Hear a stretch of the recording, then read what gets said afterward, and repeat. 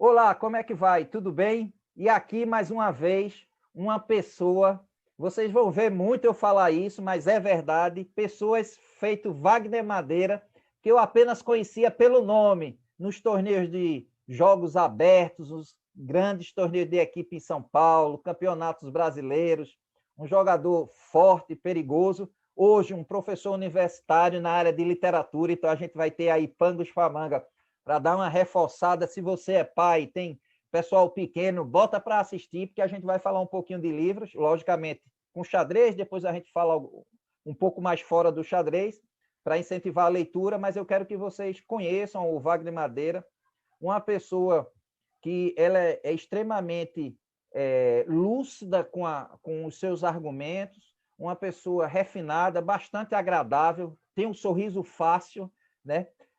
Aquelas piadas bobas que você conta, ele ri, porque ele consegue abstrair nas imagens mais engraçadas.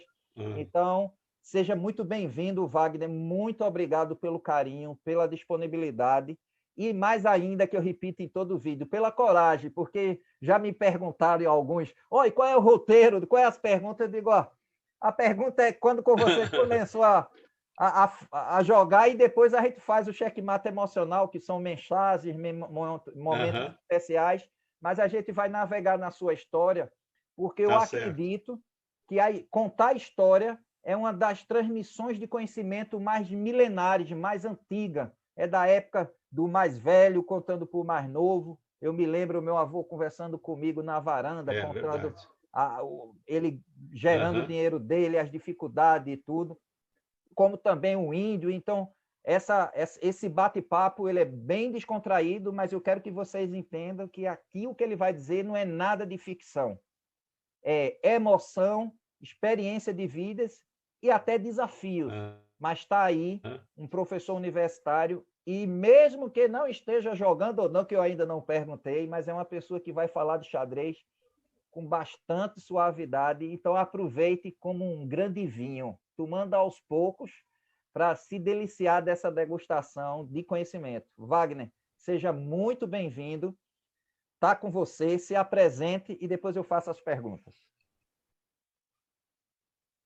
Muito bem. Eu agradeço ao seu convite. É uma oportunidade única de a gente poder falar de xadrez, contar a nossa história, né? Tem muita coisa boa para ser falada, né? Quer dizer, eu sou um enxadrista que fiz a minha carreira em Osasco, né? Que tem uma grande tradição no xadrez, né? E eu sou muito grato a isso, né? As pessoas que vieram antes de mim. Então, a ideia das suas entrevistas é registrar a história, e realmente Osasco tem uma história muito bonita de xadrez, e eu me sinto honrado de fazer parte dela, entendeu? Então, quero compartilhar aí com o seu público essa história. Ok. Então, você nasceu em Osasco e mora em Osasco? Não, eu não moro em Osasco, eu moro próximo da cidade, mas sou nascido em Osasco. Meus pais, meus irmãos ainda moram em Osasco, e eu comecei na escola de xadrez em Osasco. Que legal. No começo dos anos 70, Osasco desenvolveu um programa de ensino de xadrez nas escolas, né? E vários jogadores, né, surgiram a partir daí. Eu exatamente não. Eu comecei muito tarde, eu comecei com 15 anos de idade. Na minha família, ninguém jogava xadrez, né? Meus pais não jogavam.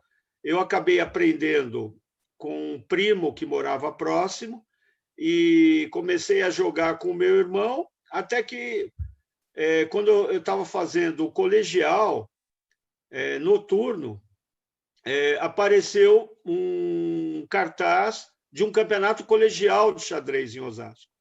E eu sempre fui muito competitivo, sabe? Eu adorava futebol.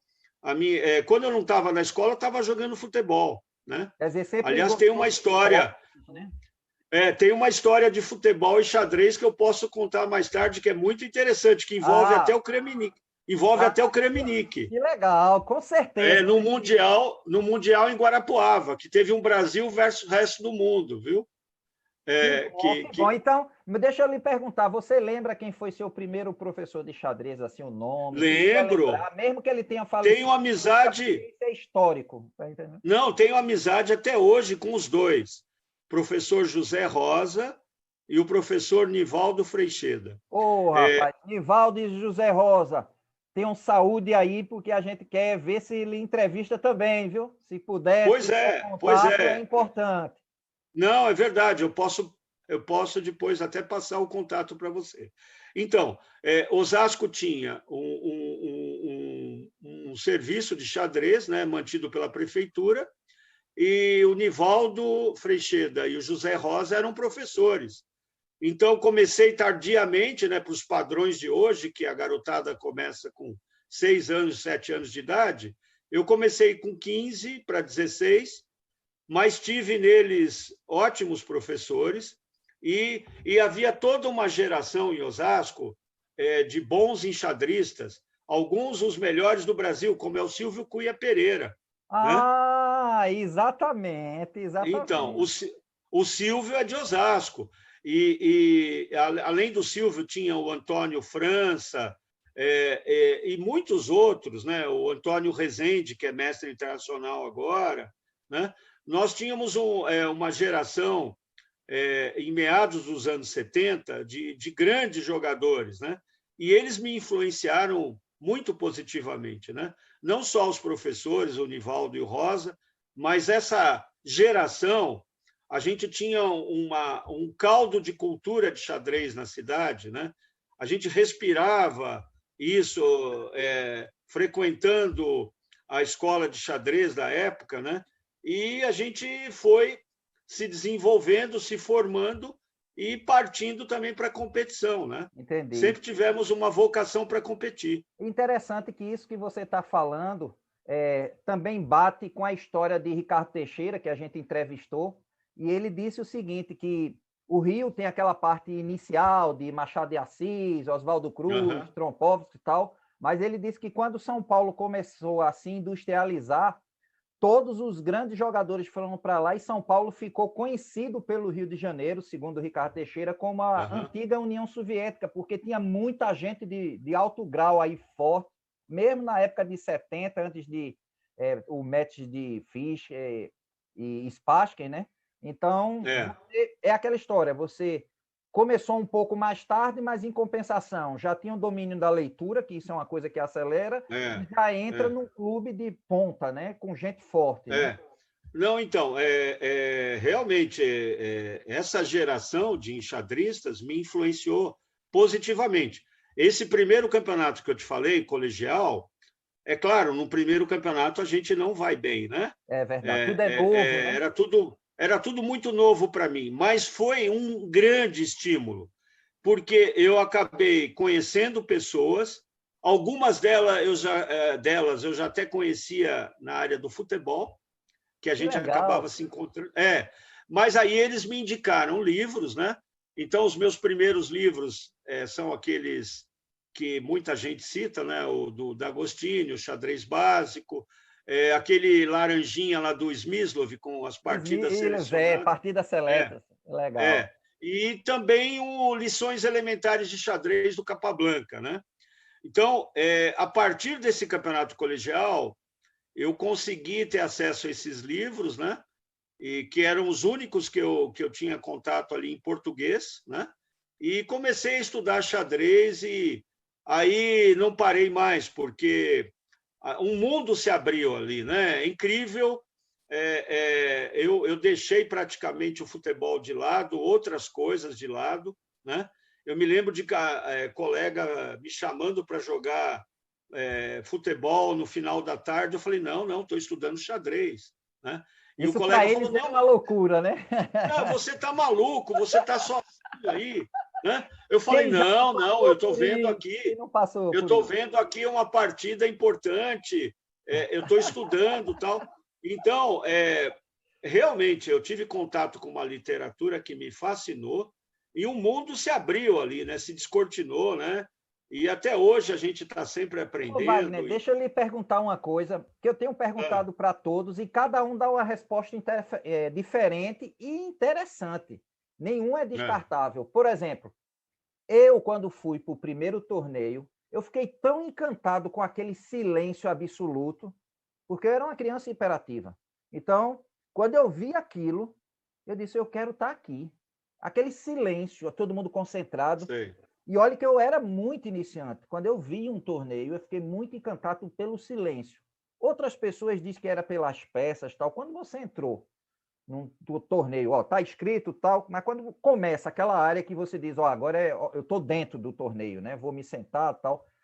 Você consegue descrever um pouco esse momento de emoção, como é que era? Porque ao mesmo tempo era, para mim, um medo, porque é novo, Aham, mas ao mesmo é, tempo, a coisa que eu não imaginava que é mais. Olha, já é prazeroso você ir para um clube, saber que é um local que todo mundo só fala de aham, xadrez. Mas ir para um torneio é o ápice da sua avaliação pessoal. Então, é, não é aquela coisa que você vai ter briga, vai se agarrar, que você pode se machucar. Era um medo simplesmente de fazer feio, mas você não deixa de enfrentar. Como também é, a derrota, eu acho que em outros jogos, outros esportes, quando o cara perde, às vezes ele desiste, porque acha que. E o xadrez parece que dá uma sensação de continuar, como se fosse eu quero mais isso, mesmo ainda aham, não tendo resultado. Então, eu estou dando uma experiência pessoal e tentar aham. você fazer um mergulho agora interno. O que é que você acha que foi assim o seu impacto? O que é que lhe encantou, né? O que é que lhe fez assim dizer, rapaz, eu não conhecia essa dimensão, né? Olha, eu acho que, quer dizer, eu tive a oportunidade. Osasco é muito próximo do Clube de Xadrez São Paulo, né? Uau! Osasco, inclusive, no começo dos anos 60, ainda era um bairro de São Paulo.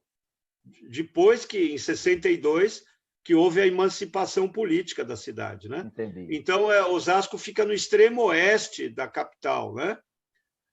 De São Paulo. Então, a gente tinha muito acesso ao Clube de Xadrez São Paulo no Uau! começo, né? Aquela É. biblioteca fantástica, né? Aquela biblioteca fantástica. Tal. Agora, o que eu posso te dizer, assim, o que me encanta de maneira geral no xadrez, assim, e também particularmente nos torneios, é a possibilidade de você ser o criador, né? Você criar.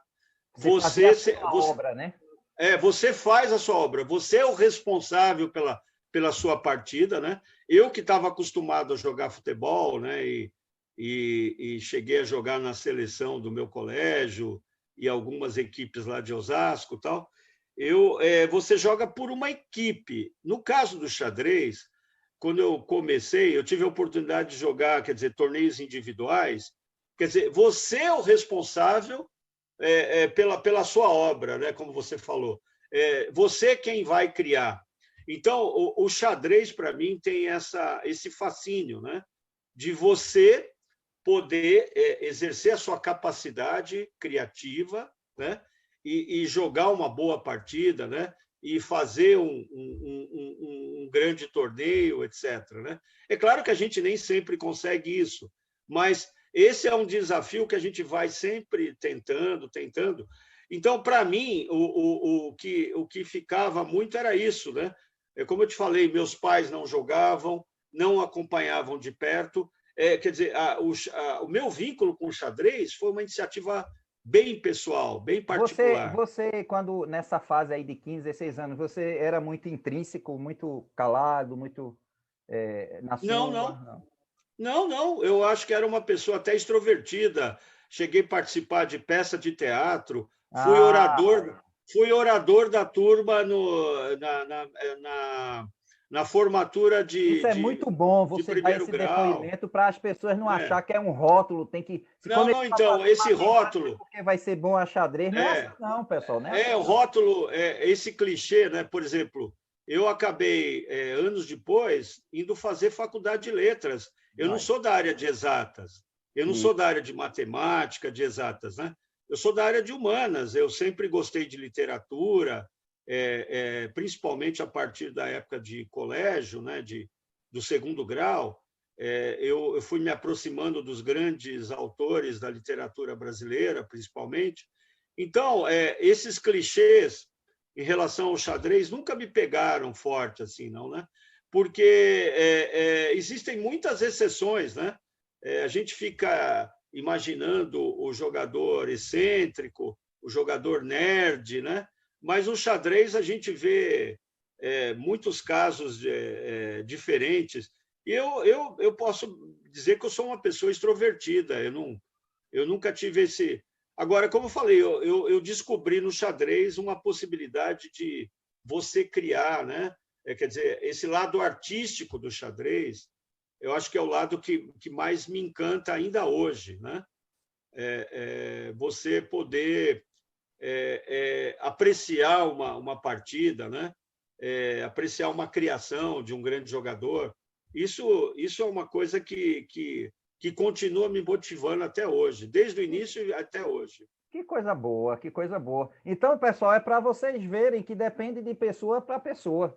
Por exemplo, o piscator que você está vendo era muito calado. Aí, como é que eu comecei a falar? Porque estava lá doutor Luiz Tavares, tudo analisando, e dizia, o que é que você acha? E eu, no meio daquelas grandezas lá, é aqui e tal.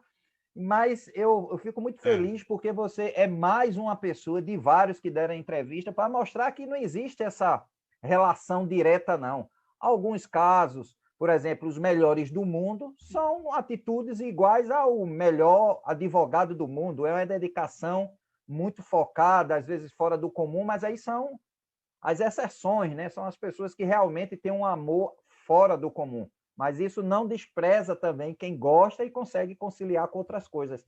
E aí, quando é que você começa aí os torneios, vamos dizer, estaduais a enfrentar? Como é a sua trajetória? Então, jogos escolares, aí como é que foi depois? Olha, então, eu começo tardiamente, como eu falei, de 15 para 16 anos. Eu aproveitei mais ou menos uns 2 anos em Osasco, né, com os professores, com os colegas da minha geração, para me desenvolver, mas logo veio o período da faculdade, né? Eu fui fazer faculdade de letras na Universidade de São Paulo. Eu levei bastante a sério, né? E eu quase não competi ao vivo nesse período. Agora, teve um aspecto interessante nesse período, que eu não perdi o contato com o xadrez. Eu joguei postal nesse período. Eu fazia parte do Clube de Xadrez Epistolar Brasileiro. Pessoal, o postal é você manda uma carta e aí recebe o lance, manda de novo e assim vai. Desculpe interromper, Wagner, porque tem muita tudo bem. Então, eu tive a felicidade de ser o primeiro campeão brasileiro juvenil postal. Eles chamavam de torneio Juventude. Primeiro torneio Juventude foram em 2 fases. A fase classificatória, que classificavam 12 jogadores no total, e a fase final. Eu tive a oportunidade de ganhar o torneio à frente do Alberto Mascarenhas, que é mestre FIDE também, do Rio de Janeiro. Eu ganhei o torneio invicto. Um torneio que durou 1 ano e meio a fase classificatória e 1 ano e meio a final. Uau, 1 ano e meio, 3 anos. Então, durante a faculdade eu joguei xadrez postal e o presidente do clube de xadrez postal era o Birajara Barroso, que era baiano, né? Ele me estimulava, ele propôs para eu jogar Taça Brasil, Campeonato Sul-Americano, por equipes, Copa Latino-Americana. Então, durante o período da faculdade, eu joguei postal e foi uma maneira de eu me aprofundar muito no xadrez, de poder estudar as posições em profundidade, numa época que não havia computador. Exatamente. Né? Era análise Era no final dos anos 70. Era o final dos anos 70, né? E eu joguei até o começo dos anos 80. Né? E aí passei a jogar ao vivo. Em 81, me destaquei num campeonato paulista, que foi em Ribeirão Preto. Jogaram os melhores jogadores de São Paulo, eu fiquei em 6º lugar. Né? E isso redundou num convite que eu não esperava. Uma professora, Maria da Graça, que eu tenho o maior carinho. Isso, Maria da Graça, parabéns. E eu nem deixei de falar a frase, mas quem ajudar o xadrez, Maria das Graças, parabéns por existir, porque o xadrez precisa dessas pessoas.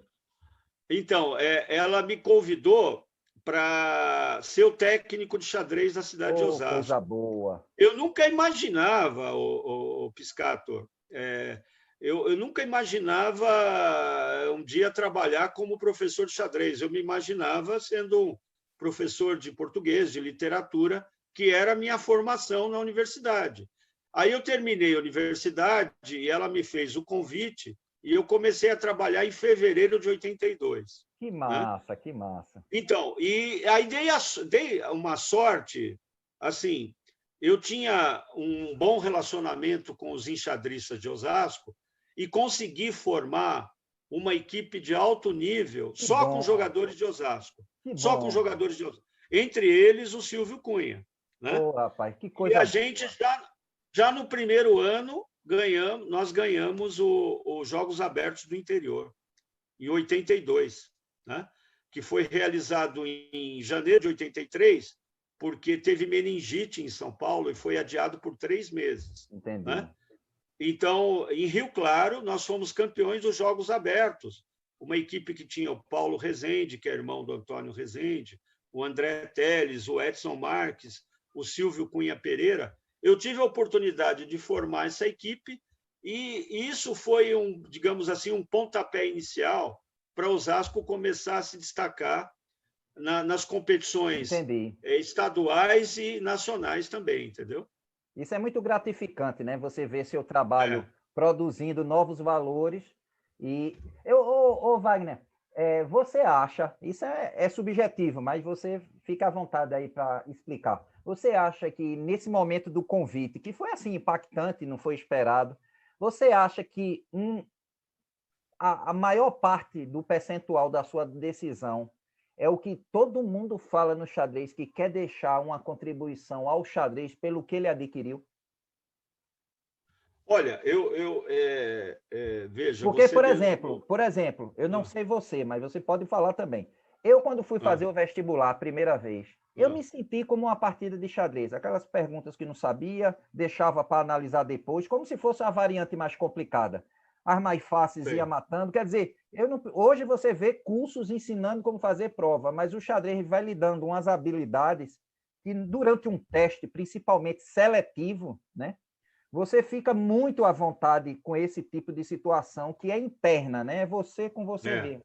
Então, você percebeu isso também quando fez prova? Ou você teve um outro tipo de conhecimento adquirido na sua visão, talvez a leitura mais aprofundada? O que é que você acha de eu tentar fazer essa explicação, que pode até, no seu caso, não ter, de que, às vezes, a gente aceita dar uma certa contribuição do xadrez porque a gente se sente enriquecido pelo aquele momento que a gente aprendeu com o xadrez? Não, sem dúvida. Esse momento que a gente está passando da pandemia, do Covid, eu falo aqui pela minha vivência aqui na escola de xadrez, que eu estou trabalhando há 39 anos aqui Você na ainda escola. está lá em Osasco? Estou, eu sou professor de xadrez 39 anos, desde 82. Tá vendo, pessoal? Agora deixa eu perguntar a vocês que conhecem aí um monte de gente com doutorado. Quem é aquele que faz um trabalho que não é mais a remuneração para manter o histórico da lembrança agradável que ele teve e ele poder semear? Eu fico imaginando o Wagner dando aula e contando suas histórias, suas partidas. Isso é muito rico, pessoal. É muito rico. E eu imagino a satisfação para você é muito grande, né? Então, olha, o que eu posso dizer desse momento, que eu aprendi muito nesse momento. Eu não sabia lidar com uma série de aplicativos, de tecnologia, e eu procurei aprender e estou aprendendo. Que coisa boa. E a ideia nossa em Osasco, o Piscator, é tornar a escola de xadrez uma referência nacional. Que coisa boa. Sentido? Em que sentido? A gente quer ocupar as mídias digitais, as plataformas digitais, elaborar conteúdo e disponibilizar gratuitamente para escolas, para todos os interessados. Então, a gente tem realmente uma experiência. O meu primeiro professor, o Nivaldo Freixeda, Eu tive a sorte de agora, ele prestou um concurso o ano passado e está trabalhando comigo lá na escola de Que xadrez. legal, rapaz, que É. legal, que Então, legal. então, veja, nós estamos com esse projeto de ocupar as mídias digitais, né? O Nivaldo, ele teve a carreira toda dele na área de comunicações, trabalhou em grandes redes de TV, e o Nivaldo ele vai ser o diretor dessa iniciativa da gente ocupar as plataformas digitais com o xadrez de uma forma atraente e gratuita, né? Porque Osasco, se você me permite, Piscator, pode falar. uma coisa que eu acho importante, sabe o que eu acho importante? Em qualquer cidade do Brasil, seja ela pequena ou grande, a pessoa que gosta de xadrez e que tem uma vivência com xadrez, ela pode procurar uma autoridade do seu município, por exemplo, e propor que o município tenha um espaço de xadrez, sabe? Eu acho que o xadrez, Até o custo de benefício é barato, né? Exato. Uma quadra, é uma salazinha, ar-condicionado, no caso aqui no Nordeste, e acabou-se, né? As pecinhas. Então, o poder público é importantíssimo para apoiar o xadrez, né? Então, você imagina uma pequena cidade, se ela tiver, onde tem o ginásio de esportes, uma sala ao lado, ou ali internamente ao ginásio, uma sala de xadrez, já é o espaço para desenvolvimento da modalidade, entendeu? Então, no caso, Osasco sempre teve isso. E nós temos uma sede maravilhosa. Eu diria que a Escola de Xadrez de Osasco, sem medo de errar, é a melhor sede pública de xadrez do Brasil. Que legal, legal. Nós funcionamos junto. No dia que eu for para São Paulo, eu vou lhe procurar para... Faço questão. Eu quero conhecer. Faço questão. Entendeu? Faço questão que você conheça. E eu filmo e divulgo no canal, para divulgar vocês. Então, veja só, funcionamos numa biblioteca. Que legal. Temos um salão imenso. Local. Já gostei do local. Temos um salão imenso, uma sala de aula climatizada, com ar-condicionado, com vidro temperado. Coisa sabe? Boa. Então, e nós sempre tivemos o apoio da prefeitura. É claro que, às vezes, muda o prefeito, muda o político, esse ou aquele, tem ali alguns contratempos. Mas nós estamos vivendo um momento de muito apoio, né? E eu queria passar essa experiência para os seus ouvintes, para os seus espectadores, que isso é possível de ser feito em outras cidades. Concordo com você. É possível falar com o vereador, né? Falar com o vereador, falar com o prefeito, falar com o líder comunitário, precisamos de uma sala de xadrez para ensinar as crianças, entendeu? Então, como você disse agora há pouco, é muito barato, sabe? O investimento é muito pequeno e é duradouro. Você compra peças que vão durar a vida inteira, né? Então, Osasco teve esse privilégio, né, de ter o apoio da administração pública, e eu acho que nós queremos passar essa experiência adiante, né? Nós queremos ser uma referência nesse sentido na área do ensino, e a gente está colocando isso agora em ação já, né? Estamos iniciando isso, e creio que esse é o caminho para outras cidades. Então, entendeu? já vou deixar aqui ao vivo, ao vivo não, que é gravado, mas deixar um presente para vocês. Você me conquistou aí pelo seu projeto, eu me coloco à disposição gratuitamente para formar os professores de xadrez online. Muito bacana. Então, nós vamos, no momento apropriado, vamos entrar em contato. Custo zero, viu? Custo zero. Custo zero. Não, então, a ideia nossa, como a gente teve esse privilégio da prefeitura acreditar no projeto desde os anos 70, a gente acha que a gente precisa devolver isso para a sociedade, sabe? Conquistando mais, digamos, cidadãos, quer dizer, público que não conhece o xadrez, vai passar a conhecer, por exemplo, essa série que fez muito sucesso, Gambito da Rainha, está levando o xadrez a um patamar ali de interesse que não havia. Então, a gente tem que aproveitar esse momento de continuar divulgando o xadrez e fazer com que mais pessoas tenham acesso ao xadrez, né? Esse é o nosso propósito. É verdade. Né? Poxa, que coisa boa, rapaz. Olha, eu vou lhe dizer, eu acho que para você, cada dia vai se rejuvenescer, porque é muito revigorante você continuar mantendo aquela ferramenta que foi o seu despertar como ser pensante, literalmente, porque o xadrez dá uma... A gente sabe que a gente pensa sem o xadrez, mas quando a gente pensa, programa e materializa, isso é a convicção muito grande que o ser humano fica, que é possível você construir. E você dar essa contribuição é muito importante, Wagner. Não, então, eu acho que essa é a ideia, de deixar um legado, né? Deixar um legado. As mídias digitais permitem isso, então a gente tem intenção, inclusive, Piscator, de contratar um web designer, quer Isso. dizer, eu e o Dá uma Nivaldo, aparência melhor, né? eu, o Nivaldo e os demais professores da escola, a professora Ellen, a professora Yara, nós vamos construir, nós vamos elaborar o conteúdo, mas queremos dar uma forma a ele bem atraente para colocar no YouTube, para colocar no Instagram, para colocar no Facebook, entendeu? Então, imagina, por exemplo, você que é de Pernambuco, né?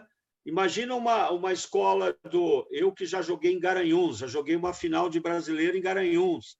Né? Imagina em Garanhuns uma escola pública com laboratório, com computadores, terem a oportunidade de ensinar xadrez para os seus alunos através do conteúdo que Osasco elabora. Inclusive fazer torneios online, simultâneos com o grande mestre. Você sabe que o ano passado a gente fez 8 torneios online. Né? Que legal. Fizemos simultâneo online também com o mestre internacional Renato Quintiliano, que é de Osasco. Sim, Quintiliano. Né? Que já tem força de grande mestre. Parece que está com 2 normas.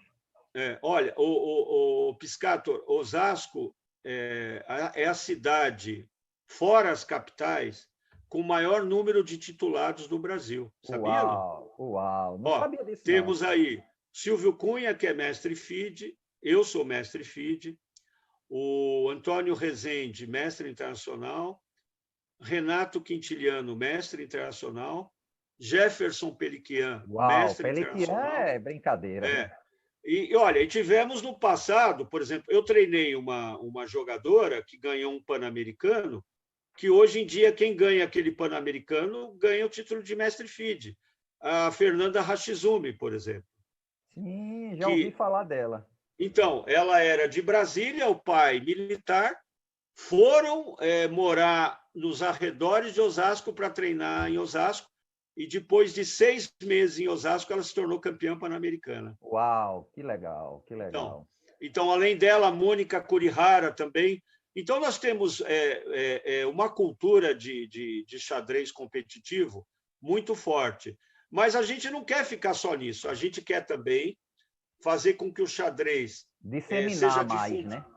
Exatamente, seja disseminado, difundido, e a gente quer elaborar um conteúdo atraente e disponibilizar para o Brasil inteiro. Que bom. Tá vendo, pessoal? Pergunte. Agora, tá explicado para aquelas pessoas que dizem, mas Piscator, você só fala com o pessoal do xadrez. Não tem como não ficar revigorado e motivado vendo uma pessoa com tanto compromisso como o Wagner, professor de mestrado, de doutorado, tem que fazer não sei quantos papers por ano para ter pontuação do CNPq, tem que ter tantas citações. Eu conheço esse lado, viu? A indexação, tal. Uhum. E aí ele tem um tempinho dele precioso para contribuir com o xadrez. Como é que eu vou deixar de falar com uma pessoa dessa? O xadrez é extremamente enriquecedor. Para aquelas pessoas que podem até não gostar de xadrez, isso é um tapa de luva. A pessoa tem que manter as coisas que gosta. Se você gosta de disco, vá fazer algo para os discos, cria redes sociais. Olha, as pessoas que me agradeceram nesse período de quarentena, eu mandei vários vídeos gratuitos aí para aprender a jogar, ensinando a jogar pela internet. porque o xadrez é muito agradável. Quem tem um xadrez nunca está só. E eu vou dizer, Wagner, É verdade. cada vez mais eu me conscientizo que as pessoas do xadrez são muito agradáveis para falar. Muito agradáveis. E o que eu estou Então, aqui eu acho que impressionado é que você fala e seus olhos brilham, é, você me lembra um trecho, todos os jogadores de xadrez que têm essa característica, você me lembra um trecho que dos diálogos de Sócrates, quando ele dizia triste do homem que não consegue se encantar com as coisas suas ou do outro, né?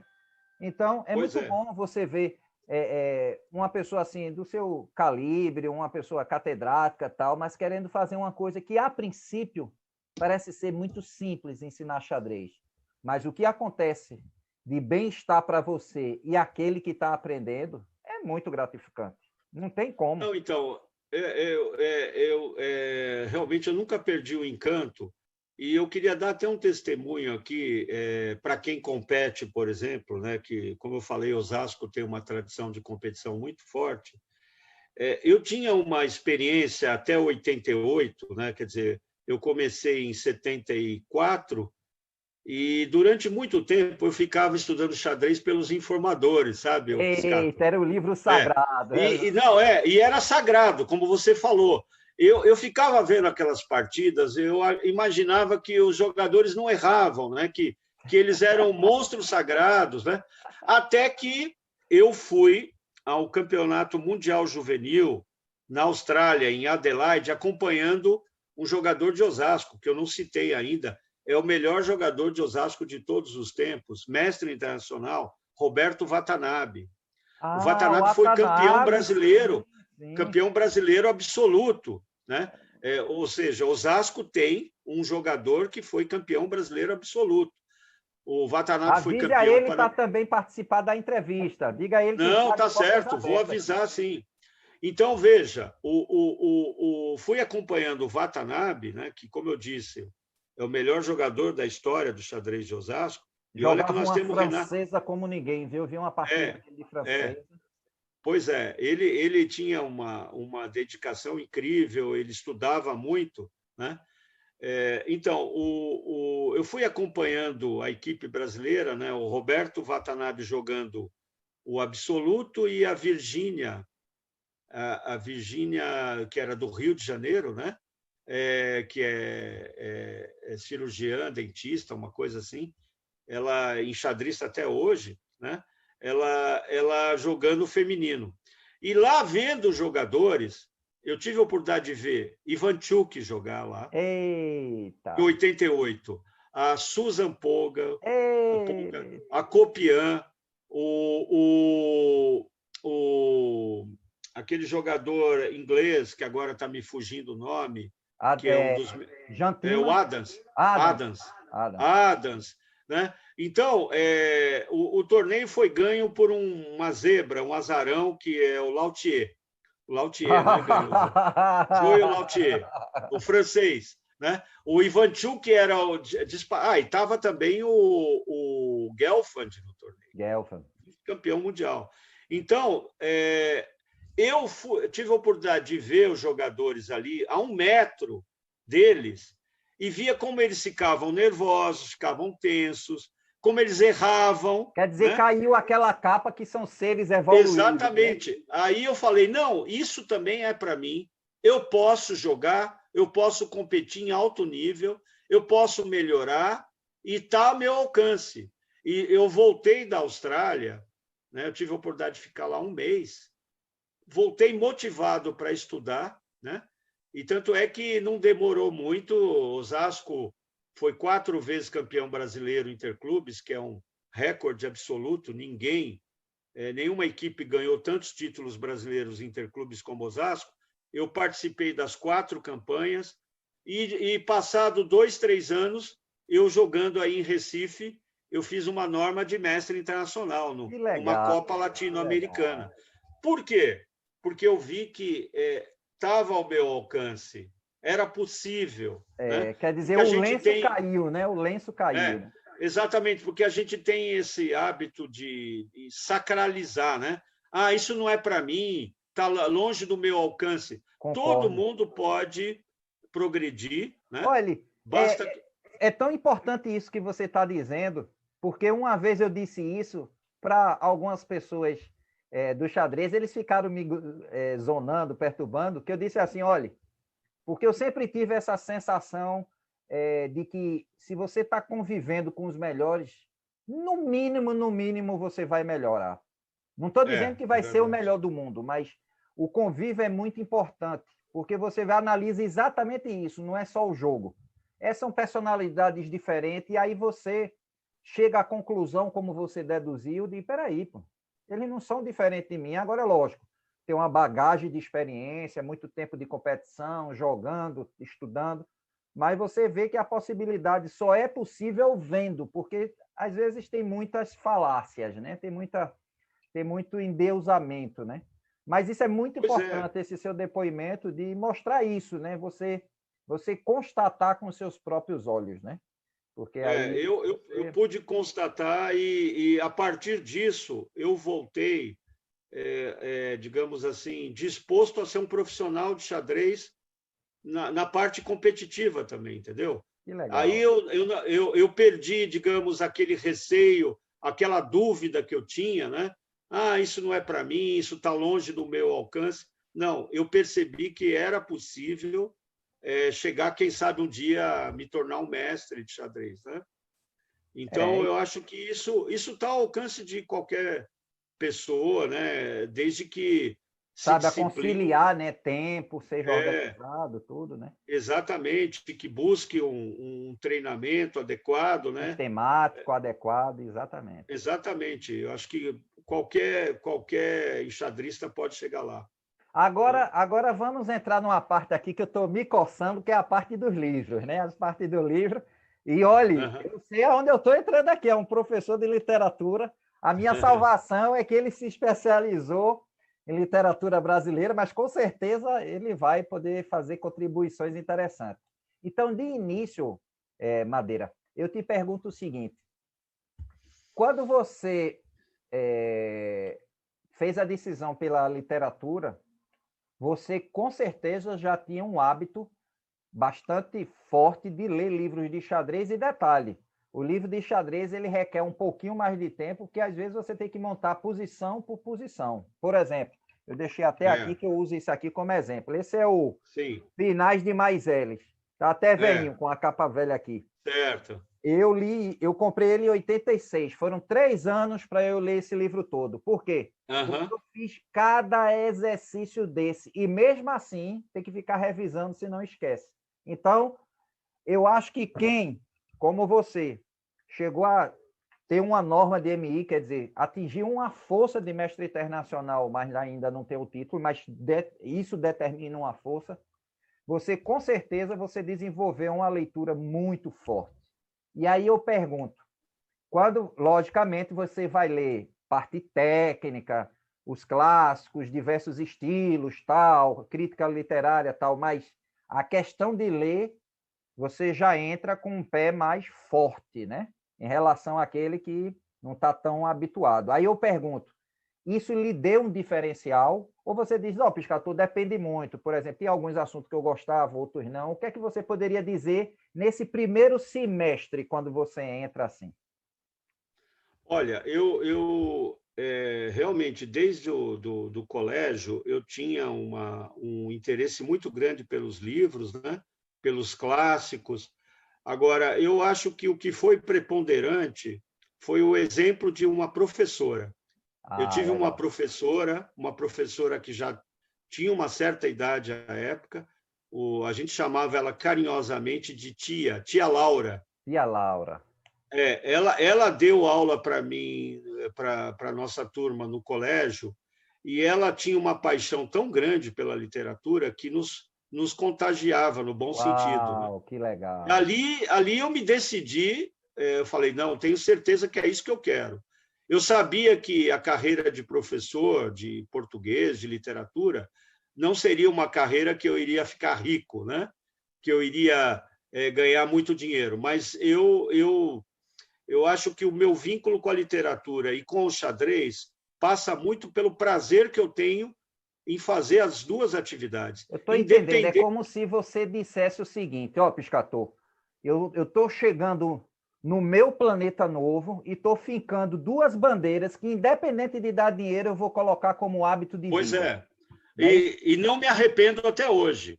Essa opção eu fiz quando eu tinha 17 anos de idade, que eu me decidi em fazer faculdade de letras, e até hoje vou fazer 63 anos, não me arrependo. Né?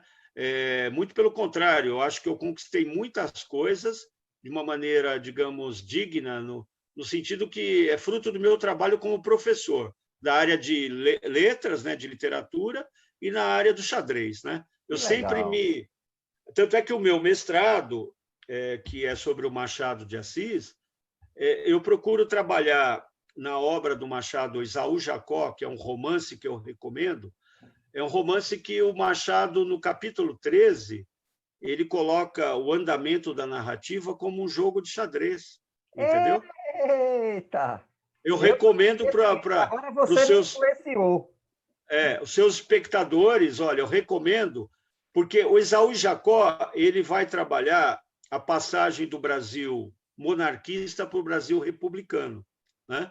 Dois irmãos gêmeos, daí o título Esaú e Jacó, um é republicano e o outro é monarquista.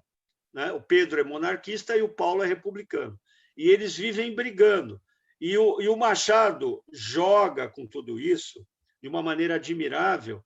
E no capítulo 13, ele coloca o andamento da narrativa como um jogo de xadrez. Ah, ele E faz uma analogia, né? Legal. aí eu resolvi fazer o meu mestrado sobre isso, né? Poxa, que massa. Deve ser muito bom para você. Ao mesmo tempo, aliar leitura, Olha, e tá aqui, literatura e ele tá xadrez. publicado.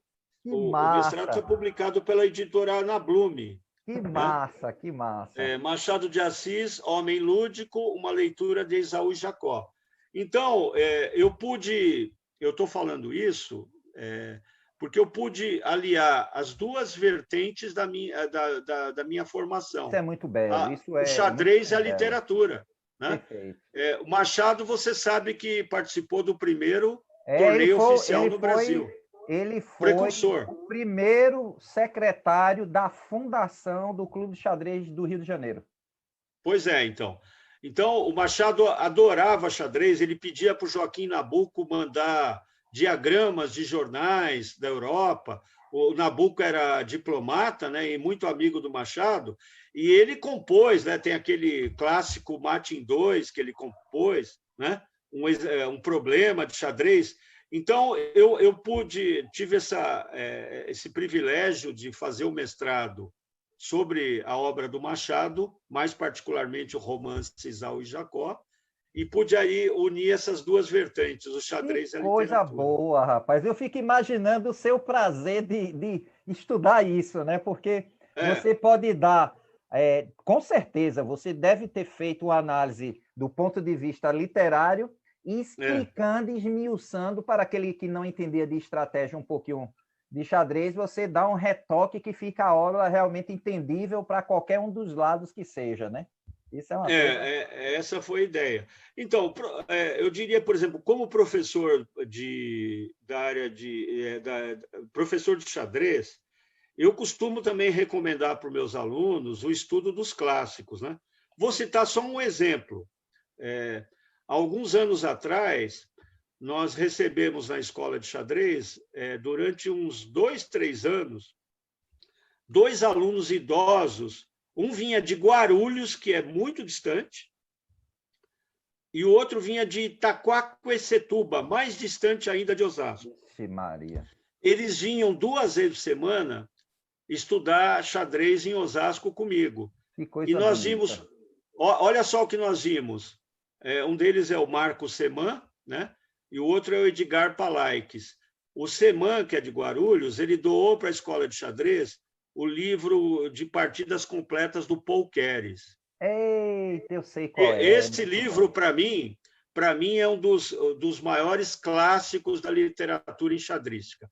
O Keres, ele divide a carreira dele em 3 fases: a juventude, a meia-idade e a fase final, a derradeira ali, né? E você vê o Keres analisando as partidas num período antes do computador, com uma profundidade e com uma honestidade intelectual, porque às vezes você pega um grande autor, por exemplo, o Arlecchini raramente coloca uma interrogação no lance que ele joga. Raramente. O Keyes não. O Keyes, quando errava, o Keyes reconhecia que errava. Né? Então, nós tivemos a oportunidade de estudar, alguns anos atrás, durante mais de um ano, esse livro do Keyes, a gente via partida por partida, abertura, Isso meio é muito jogo, bom, final. isso é muito bom. E, quer dizer, é um clássico e a gente aprende muito com isso. Né? Olha, eu vou lhe perguntar uma coisa que eu acho que naturalmente você faz. Como eu sou da época, junto com você, da época de partida adiada tal, eu naturalmente tinha esse hábito. Eu analisava em casa, aí se a partida era à noite, eu ia de tarde no clube e ficava me consultando com aquela posição, com Eduardo Asfora e Dr. Luiz Tavares. Ou seja, eu tinha o hábito de fazer análise caseira e depois, com aquele aprendizado, eu colocar para o grande público analisar e eu me enriquecer. Você tem esse hábito também? Não, sem dúvida. Como eu te falei, esse hábito eu adquiri quando eu joguei xadrez postal. Né? Às vezes eu levava uma posição que era complexa, eu levava para o clube para o pessoal analisar comigo. E às vezes eu demorava 2 semanas para responder um lance, né? Pensando num plano, pensando numa estratégia mais aprofundada. Né? Então, eu acho isso muito bacana. Inclusive, tem um outro livro do Keyes, A Arte das Análises, que ele analisa partidas adiadas. É um livro fininho, Eu sei que qual as é. pessoas não dão muito por ele, mas ele escolhe alguns diagramas e mostra como ele se aprofundou nessas partidas adiadas. Né? Eu sou de um tempo que eu cheguei a jogar uma final de brasileiro em Brasília. Eu joguei uma partida com o Sunier que teve 2 adiamentos. A partida demorou 10 horas. Né? Nós E jogamos à detalhe, viu, tarde. pessoal? Quando acontecia o adiamento, que entrava na rodada seguinte, parava a rodada e tinha que terminar aquela partida. Então, nós jogamos à tarde, jogamos à noite e no outro dia de manhã. No outro dia de manhã. E eu tive a felicidade de não perder, empatei com o Sunier. Eu tinha apenas 24 anos de idade e Sunier era o melhor jogador do país naquele momento. Né? Entendi. Então, a partida foi adiada 2 vezes. Né? A gente aprende muito quando a gente se debruça numa posição e se aprofunda nela. Né? Verdade. Então, essas experiências Inclusive, viu, são valiosas. inclusive, Wagner, eu, na formação de professores, eu falo o seguinte, que quando for fazer o trabalho de análise coletiva, uma das coisas, principalmente com a turma nova que tem que orientar, é que deixe cada um se expressar, que às vezes um está dando lance, o outro já vai com a mão, não, esse lance é ruim, calma, deixa o outro expressar, e você vai corrigir teoricamente, depois é que você mexe, porque senão fica aquela briga de mão ali, né? Então, além disso, a gente tem que ensinar essa ética de aprender a ouvir todo mundo, né? De fazer as análises e tal. E agora eu vou puxar mais pela leitura. Então, eu vou dizer o seguinte, Wagner, você é a pessoa mais que eu conheço, mais qualificada para me corrigir ou me melhorar no que eu vou dizer. Se você perguntasse para mim o que é ler para mim, eu daria essa resposta. Você ler é você conhecer o ser humano de maneira bem curta, independente de que área de literatura eu estou lendo. Crônica, romance, ficção, o que for. Eu diria que é entender o ser humano, seja ora analisando o autor, seja ora analisando os personagens. Eu gostaria que você fizesse as ponderações, se eu estou muito fora, pode dizer os elementos, e também desse o seu conceito pessoal, para a gente enriquecer mais a entrevista. Eu diria assim, que isso que você colocou está perfeito, né? Quer dizer, a leitura é uma forma de reconhecimento do ser humano, né?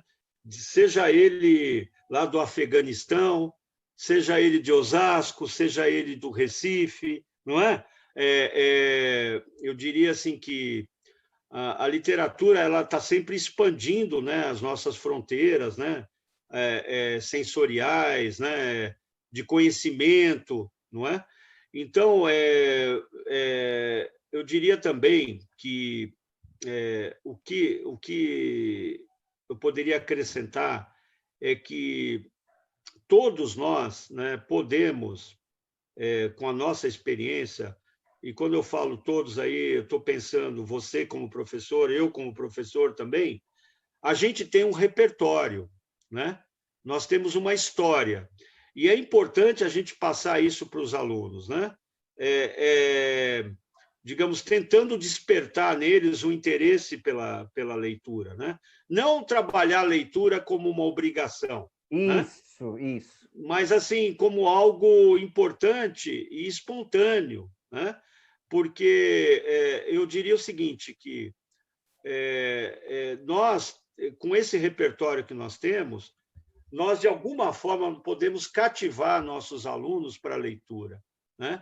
Digamos assim, eu chego numa sala de aula e conto um trechinho do Esaú e Jacó, do Machado de Assis. Só um trechinho. E É uma desperto ali... Nutelazinha só para ele sentir o gostinho, né? Exatamente. Para querer Para mais. despertar o interesse do aluno ir lá na biblioteca e pegar o romance Esaú e Jacó. Você entendeu? Isso a gente pode fazer, e aí não são só os professores, é o seu público aí de pais, né? Por exemplo, eu fico imaginando um pai que tem um filho de 3, 4 anos de idade. Se a gente chegar na hora do filho dormir e contar uma história para ele, nós estamos despertando o interesse por narrativas, entendeu? E quando essa criança chegar numa idade mais avançada, se ela continuar tendo esse repertório, o acesso a essa tradição de contar histórias, essa tradição oral, ela vai se tornar naturalmente um leitor, uma É verdade. leitora.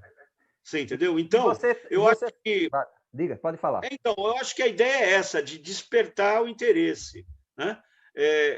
Cada um tem um repertório e você procurar passar esse repertório para quem você tem contato, né? No sentido de despertar o interesse para esse repertório.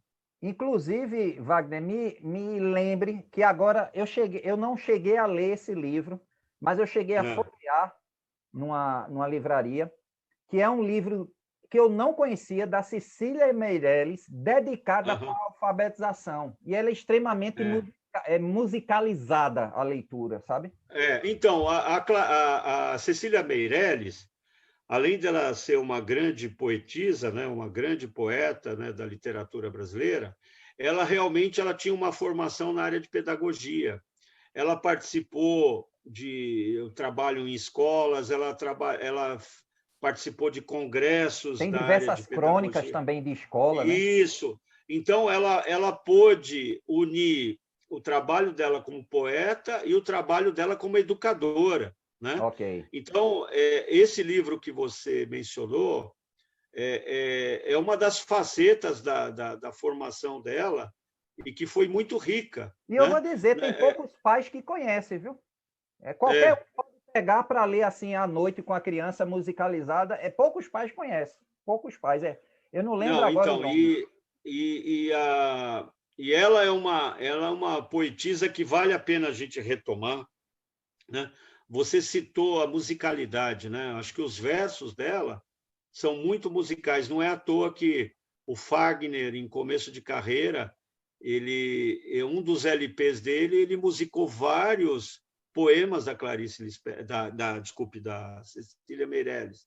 Então, essa musicalidade para o leitor é muito atraente, né? Por exemplo, eu lhe interrompendo aí, me desculpe, é que veio a ideia agora.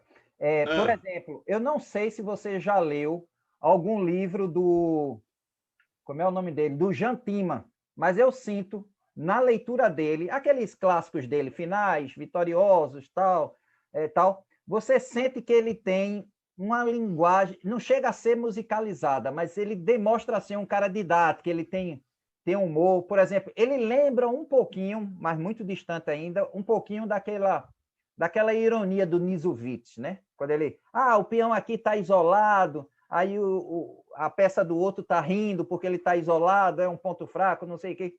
Então, essa musicalidade, eu acredito que é lógico, ela vem fruto da poesia, mas ela também dá uma força de atração para a pessoa querer conhecer a obra, né? Isso também... Não, sem dúvida. O Tiemann, ele foi um dos melhores jogadores do mundo de meados dos anos 70 para os anos 80, né? Ele se tornou candidato várias vezes, né, a disputar o título mundial. Não chegou a ser desafiante, mas chegou próximo. Então, ele era um dos melhores jogadores do mundo. E eu diria o seguinte, no momento que ele percebeu que ele foi envelhecendo, que ele já não era mais o mesmo jogador que ele era quando jovem, ele passou toda essa energia dele, todo o conhecimento, ele colocou nos livros. Então, é verdade, realmente, ele desperta o interesse, é um estilo saboroso. A E a editora gente dele, tem... né? A editora dele. Então, da New in Chess, né? Então, o Tiemann, a paixão dele por xadrez não tem limites, né? A ponto de ele ser um grande compositor de finais, né? De problemas. Quer dizer, ele é compositor também, né? Além de analista, de escrever livros importantes, né, sobre os grandes jogadores aí dessas últimas décadas, ele é um compositor, ele é um problemista. Então, eu acho que toda essa paixão, todo o interesse dele por xadrez está contemplado no estilo dele como escritor, né? Entendi. Então, vou fazer a última pergunta. Na verdade, uma pergunta, vai ser um desafio aí você, que eu criei agora, à medida que você foi falando, um desafio que é o seguinte.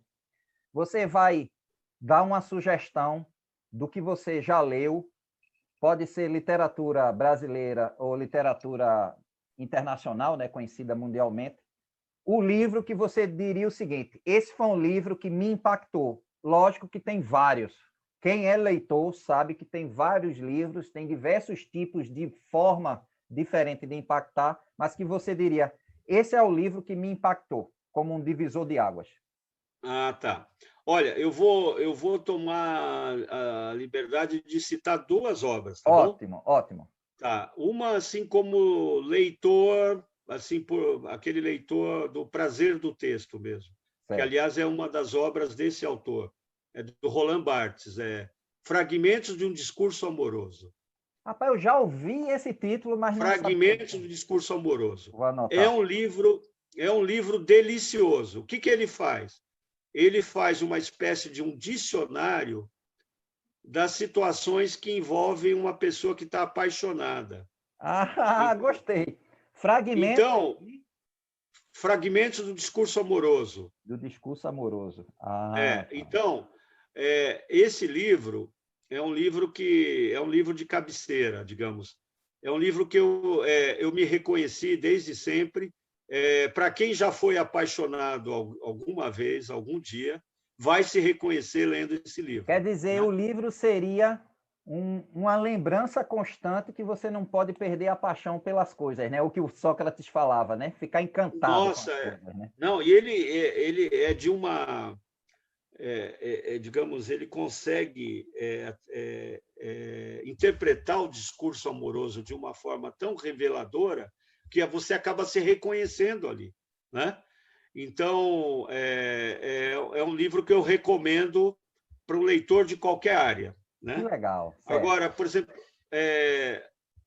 falando de um autor brasileiro, certo. Um autor que eu tive a oportunidade de trabalhar em sala de aula, que eu gosto muito, que felizmente ainda ele está vivo.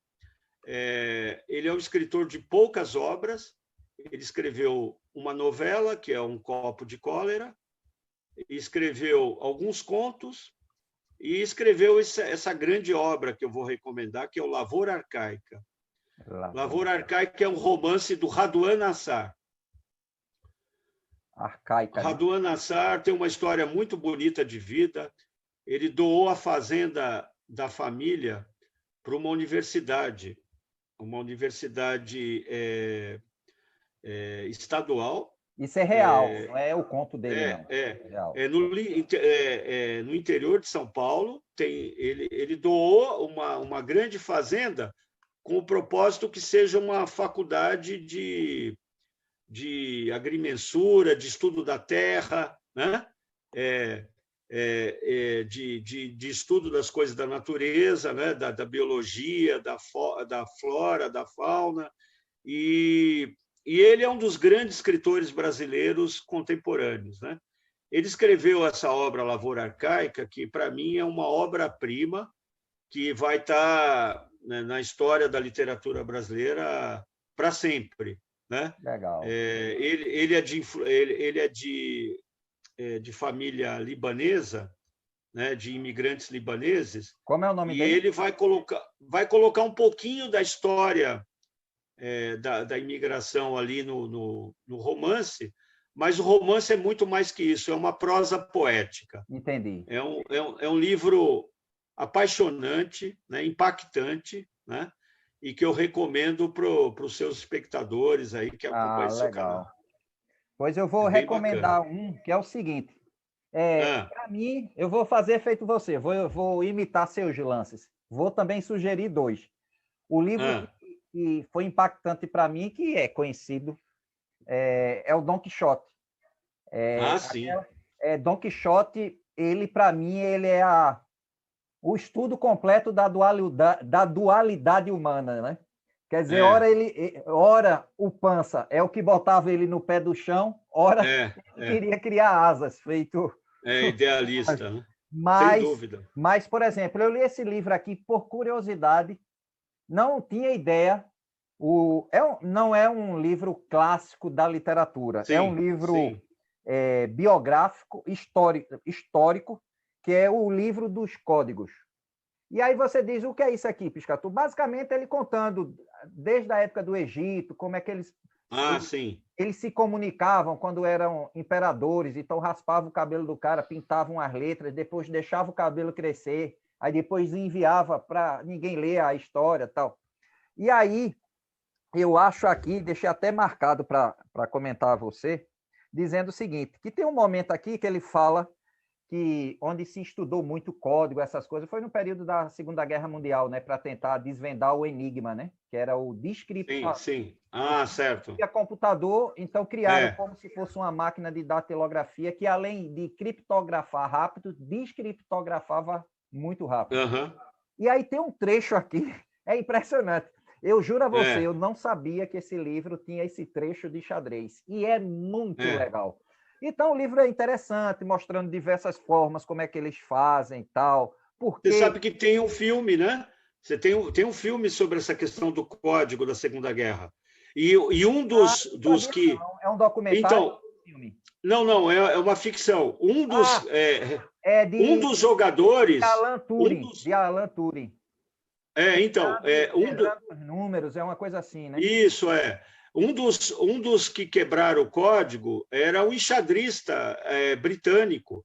E realmente isso aconteceu. Oh, Né? pronto. É até bom você dizendo isso, que Tem o filme e o livro. olha, é até bom, ele acabou de dizer que era um enxadrista inglês, porque ele nem sabia disso, a gente não combinou nada. Então, eles falam que houve, no período que estavam preocupados com o enigma dos alemães, então aqui é um local onde se reunia as maiores Sim. na Inglaterra, e ele fala o seguinte, vou ler um trecho aqui, que diz o seguinte,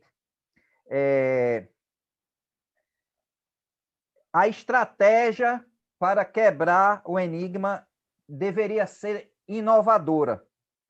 Parte desse sucesso foi a combinação bizarras de matemáticos, cientistas, linguistas, especialistas de cultura clássicas, mestres de xadrez e viciados em palavras cruzadas. Então, veja só. Olha, você que é professor, eu vou usar um termo aqui, mas vou explicar para o público que não conhece, que não é da área de educação, de ensino, que é o seguinte, a gente fala muito, não sei se você já ouviu falar de multidisciplinaridade e transdisciplinaridade. O que é isso? Aham. Multidisciplinaridade é o seguinte: o professor Wagner é um professor de literatura e eu sou um professor de xadrez. Então, a gente está na mesma faculdade. Aí eu digo, professor, vamos fazer um evento aqui multidisciplinar. O senhor vai. Eu vou pesquisar aqui os livros de xadrez que estão dentro da classificação de uma literatura sem ser do xadrez esportivo, romance, conto, tal. Vou fazer uma lista.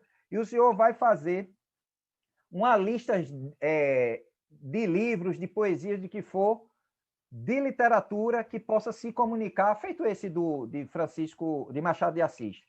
E aí a gente Certo. vai mostrar para os alunos, cada um na sua área, essa conversação de uma com o outro, que é chamado de interdisciplinaridade. Agora, existe a trans. A trans é o seguinte: trans quer dizer ultrapassar, transbordar. Aham. Então, eu chego para você, olha, eu sou professor de xadrez, você é literatura. Que tal a gente fazer um texto com xadrez e literatura e a gente contribua numa outra área que não seja a gente? Veja que interessante. Pois Então, é. veja, isso aqui é Segunda Guerra Mundial e a nível de estratégia militar eles tiveram a noção de chamar o máximo de gente com alto nível de capacidade de resolução em diversas áreas. Veja, linguista. Então, veja só. Você já parou para pensar, Wagner, o nível que os caras chegaram para entender que tinha que ter o máximo de multiplicidade de pensamentos, de resoluções de problemas para poder chegar a um consenso multidisciplinar. Sem Então, dúvida. eu fico muito orgulhoso de dizer ao pessoal, isso é história, pessoal, isso não é um livro de romance e tal. Não, então, eu acrescentaria, o Piscato, era o seguinte, que você vê, não é à toa que o xadrez é um jogo milenar. Por que o jogo ele resiste há mais de 1000 anos? Isso. Por que ele está em várias culturas, né? No Oriente, E outra, na vou Europa? botar mais carga que você está botando também, junto com você, vou botar mais lenha. Foi a atividade humana mais praticada na internet no período da quarentena. Pois é. Então, por que o xadrez tem esse apelo? Os limites de doença, limite geográfico, de tempo, ele se encaixa e se adapta rapidamente. Eu me lembro que quando o computador ganhou para Kasparov, todo mundo dizendo que acabou-se o xadrez. Está aí, mais forte do que nunca. Então, por exemplo, Osasco tem um campeão brasileiro, o menino que completou 8 anos ontem. Uau. Ele é bicampeão brasileiro sub-8. Ele começou lá na escola de xadrez com 5 anos. Uau. Por que ele se encantou pelo xadrez? Ele poderia estar com videogame. Isso. Ele é da geração do videogame, do tablet ali de... Não, ele se encantou com o xadrez. O xadrez ele desperta no ser humano um interesse tal que a gente pode falar dessa interdisciplinaridade que você disse. É a área da história, da geografia, da matemática, da educação física, né? Não é só competição, né? das artes. Então, o Woody Allen, um grande cineasta, adora xadrez. O Duchamp, um grande pintor, Marcel Duchamp. Einstein. Então, por quê? Porque realmente o xadrez ele transita em vários campos do conhecimento. Uma das coisas que a gente quer fazer em Osasco, eu e o professor Nivaldo Freixeda, é trabalhar esse aspecto cultural do xadrez, entendeu? O trabalho artístico do xadrez, né? Como eu falei para você, a gente quer colocar nas plataformas digitais de uma tal forma que seja atraente. Por exemplo, colocando com teatro, com música, sabe? Então, o xadrez ele permite isso. O xadrez permite. Desenho animado, se der. Então, eu acho que não é à toa que nós somos apaixonados por um jogo milenar. E outra coisa, Wagner? Ele desperta uma simbologia que a gente, às vezes, nem faz ideia do alcance dela. E outra coisa, Wagner, foi muito bom você falar essa questão do menino de 8 anos, que eu quero até esclarecer isso para os pais que estão assistindo. É o Henrique Muniz, viu? Tá. Henrique Muniz. Henrique Muniz. Então, para os pais que entenda um pouco. Não pense que foi Wagner Madeira que influenciou ele a gostar de xadrez, não. Wagner Madeira é apenas o facilitador do conhecimento, mas o menino sentiu algo que ele se encontrou como ser humano pensante, elaborador de planos e executor. E tem uma pessoa que faz o ato de tutoriar, orientar. Mas se você chegar, afastar Wagner, eu tenho certeza absoluta, sem nem conhecê-lo, e você disser assim, ó, eu vou te dar uma viagem, tu vai para outro esporte e tu deixa o xadrez. 8 anos, ele vai dizer, não quero. Ele pode não saber explicar. Então, o xadrez, ele mexe com a autoestima humana no sentido de é possível. Isso, a sua frase foi muito clara nisso. Eu acho que você pontuou com muita precisão. Quando você sente que é possível... Eu gostaria de acrescentar mais uma coisa, Piscator. Muito bem colocado, Wagner. Muito bem colocado. Eu tive a oportunidade de assistir sua entrevista com o Cláudio Sato, né, do Ministério da Cidadania. Nós conhecemos o Sato, admiramos o trabalho dele, e Osasco, em breve, deve apresentar projetos de ensino de xadrez para a terceira idade, ensino de xadrez escolar, né? E a gente vai buscar o apoio do governo federal, né? Através do trabalho que o Sato desenvolve lá no Ministério da Cidadania. Então, porque a gente entende que o xadrez ele precisa chegar mais às pessoas, ele é acessível, todos podem aprender, né? Então, a gente tem essa ideia de popularizar, de fazer com que o xadrez chegue à comunidade aqui, por exemplo, de Osasco, que a gente tem a escola de xadrez, e aquilo que eu falei para você, da nossa escola se tornar uma referência de ensino no Brasil. Vai, entendeu? Com certeza fazer. E o que precisar de mim, dentro do meu alcance, a nível online, eu lhe ajudo aí, no que você precisar aí. Eu agradeço muito, vai ser bem-vindo. Agora vamos entrar numa área para a gente se divertir agora, que é a pergunta maluca, certo? Pergunta maluca, não sei se você chegou a já ver as perguntas malucas, acho que não, porque você está assim meio estranho. Como é que é isso, a pergunta maluca? É o seguinte, eu vou construir uma situação para você, que é uma situação hipotética, não vai acontecer, só que as situações que eu vou lhe apresentar como possibilidades, elas têm lado bom e lado ruim. Não existe a resposta certa. Agora, eu faço para alguns, outros não, porque depende do grau de relacionamento. E você tem uma facilidade de rir, e isso é muito bom.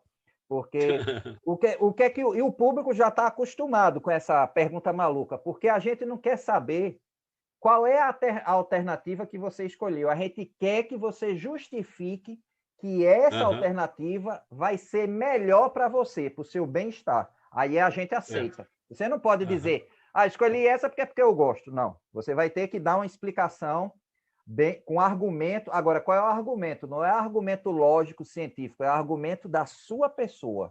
Então, esse é o objetivo dessa pergunta, é a gente se divertir, que você vai achar engraçada a situação. Tá certo. Mas, ao mesmo tempo, é uma forma da gente sentir você com a sua essência, com sua emoção. Então, se está bom para você emocionalmente, a gente aceita, ok? Então, vamos lá. Então, Wagner, você foi observado pelos os grandes poderes cósmicos do universo, seja lá o nome que queira dizer, e você, seu caráter, pela sua estratégia de vida e tudo, você ganhou um poder único na face da Terra. Então, você nunca mais vai morrer. Nunca mais. Você vai ser eterno. Outro benefício, você não vai precisar se alimentar, você não vai precisar beber água, ir para o banheiro. Seu corpo, literalmente, vai se suprir, não tem desidratação, sua pele não vai mudar. Como você é agora, vai ser para o resto da vida, e é vida eterna. A única coisa que você tem certeza nessa vida eterna é que você vai ser o último a estar vivo no planeta Terra. Se é que um dia vai terminar a vida de todo mundo, mas você vai passar gerações e gerações. Então, veja a situação. Você vai ser eterno, não vai precisar comer, não vai precisar andar, nada, nada, nada. A família está tudo bem, tudo vai se adaptar para você ter o seu momento de eternidade. Agora você só tem 3 opções de escolha para escolher uma alternativa para viver a eternidade. Então, a primeira é o seguinte: você só vai jogar xadrez, só que xadrez de 1 minuto. Mas piscatou 1 minuto. Agora, não pode falar, pode jogar com quantas pessoas quiser, você não vai poder sair da cadeira. Ah, mas o meu corpo vai doer. Não, nada que for físico vai doer. Agora, você só vai fazer uma coisa, é jogar ping. Pode entrar uma pessoa, pode ficar uma pessoa jogando 50 vezes. Você não vai ter mais sono, você não vai ter fome. E o seu nível vai ser esse. Pode melhorar, pode piorar, mas é a única coisa que você vai fazer. Então, a primeira opção, só jogar xadrez de 1 minuto, não pode conversar e não pode analisar. A segunda opção, você não pode jogar, não vai ter ninguém para analisar, só que todos os livros... Eu vou facilitar a sua vida. Todos os livros de literatura e de xadrez vão ser transformados automaticamente no idioma português e você só pode ler o livro de literatura e reproduzir as partidas e ler um livro. Mas você não vai ter ninguém vai se aproximar para falar com você, você não pode falar nem nada. Você pode ficar o resto da vida lendo tudo no seu idioma, desde chinês e tudo, algum livro que você não pode ler porque não domina, o que for, vai ser tudo transformado em português e você só vai ler ou analisar a partida, mas não vai jogar nem falar. E a terceira opção, veja agora, a terceira opção, você não pode jogar, você não pode analisar, você não pode ler, só que você pode conversar, só que você só vai conversar com 13... Não, você só vai poder conversar com os campeões mundiais que morreram. Só que cada novo que morrer vem conversar com você. Então, você vai poder ver, na terceira opção, os espíritos dele, eles vão estar sentados e você pode conversar. Tá entendendo? Não pode dar abraço, não pode mas agora não pode jogar. Porque o sonho de todo mundo é jogar campeão do mundo. Então, veja só agora. O nosso público já está acostumado com a pergunta maluca. Então, o público não vai julgar qual é o que você... se ele escolhe livro é porque gosta de livro. Se ele não escolhe é porque não gosta. Não é isso. O público quer saber o seguinte: qual a decisão e por que essa decisão vai lhe dar bem-estar na sua eternidade. E aí você vai ter que argumentar para a gente dizer... Tá certo. Realmente. Não entendi. Porque a gente quer o seu bem. A gente quer o seu bem. Então... Eu já tenho a resposta, hein? Certo. Então, capricha no argumento, viu? É uma situação que você colocou bem difícil, né? Porque, para mim, a própria ideia de eternidade, né, isso já foi trabalhado na literatura, na ficção científica e de filmes, etc., é um tormento, né? A ideia de você ser eterno, né? De você viver eternamente. Eu acho que a finitude ela acaba sendo uma bênção também, né? Desde que você tenha uma obra criada, como você mesmo falou. Legado, verdade. Né? Que você tenha um legado. Então, eu ficaria tranquilamente com a segunda hipótese, né? Com os livros. E vou ser mais... eu vou ser, digamos assim, certeiro agora. Agora eu vou ser certeiro. Gente, não, vou argumentar. Vai lá. Vou argumentar. Um livro especial, Os Finais de Dominação, do Casparian. Aquilo é poesia. Aquilo é poesia em forma de xadrez. É verdade. Finais artísticos do Casparian.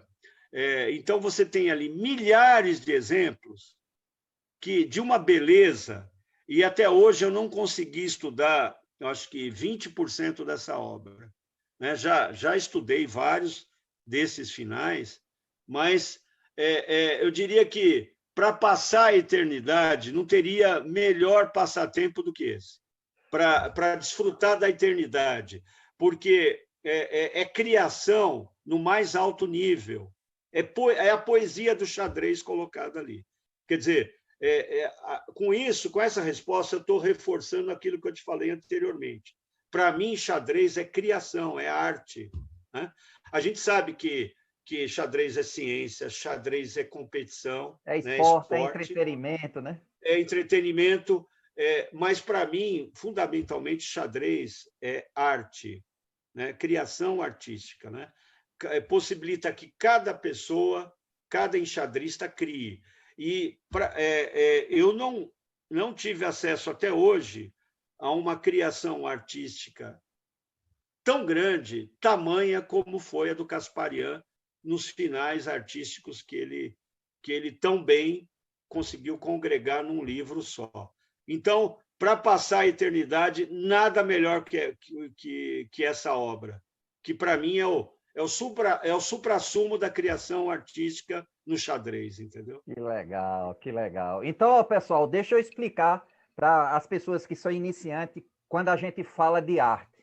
Me corrija se eu. Olha, eu estou de lado de um doutor, então qualquer erro aqui ele me corrige.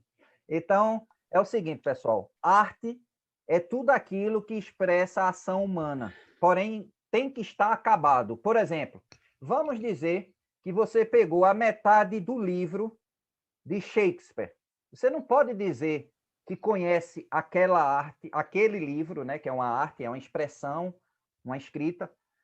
Você não pode dizer que conhece ele porque você não tem ele todo, você só tem a metade do livro. Então, para você poder contemplar a arte como toda, você tem que ver o início, o meio e o final para ter a ideia de completude. E a arte tem que ser uma expressão humana. Por exemplo, se eu botar essa escova aqui e perguntar se é arte, você vai dizer não, é um tecido de... Pode até ter feito um pouco de arte. A arte é quando eu botar ele aqui numa redoma e disser essa é a primeira escova de Piscator e já faz 100 anos que ele morreu. Então agora tem o ar de contemplação, tá? Eu estou usando de linguagem simples. Então vamos agora para o xadrez. Existem dois prazeres do olhar artístico com xadrez. Por exemplo, Wagner, ele vai balançar a cabeça, porque todo jogador que fez uma obra de arte, ele vai balançar a cabeça quando ouvir essa frase. Você pode perder um monte de vezes, mas vai ter um dia que você vai fazer uma partida tão bonita que o próprio seu adversário vai lhe parabenizar e você vai ficar meio que extasiado com o que você fez. E às vezes, eu já tive o prazer de 1 minuto fazer o mate num torneio valendo, 1 minuto o mate de bispo e cavalo. E o pessoal me parabenizou, não é pela técnica, é porque é a beleza de fazer rápido, né? Ter um movimento, são 4 espaços que você tem, tirar do centro, levar para o canto, aí leva do canto oposto, que não leva checkmate, para o lado do mate, e depois faz a movimentação do mate, finalizando com cavalo ou com bispo.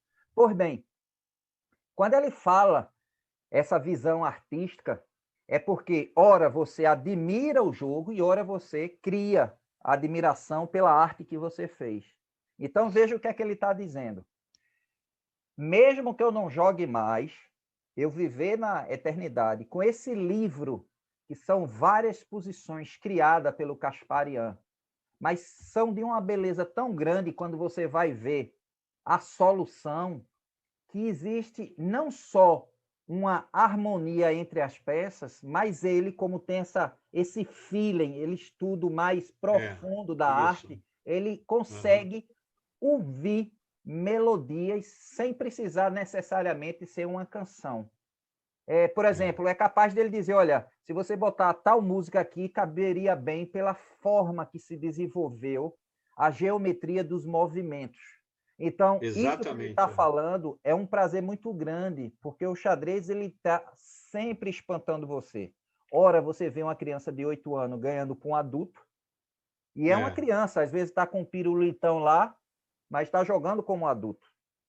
Ora, então, Piscator, olha só. Eu fico muito feliz, Wagner, de ver você assim. É tão bom. Não, então, só para completar, você é uma pessoa que estimula a gente a conversar. Parabéns.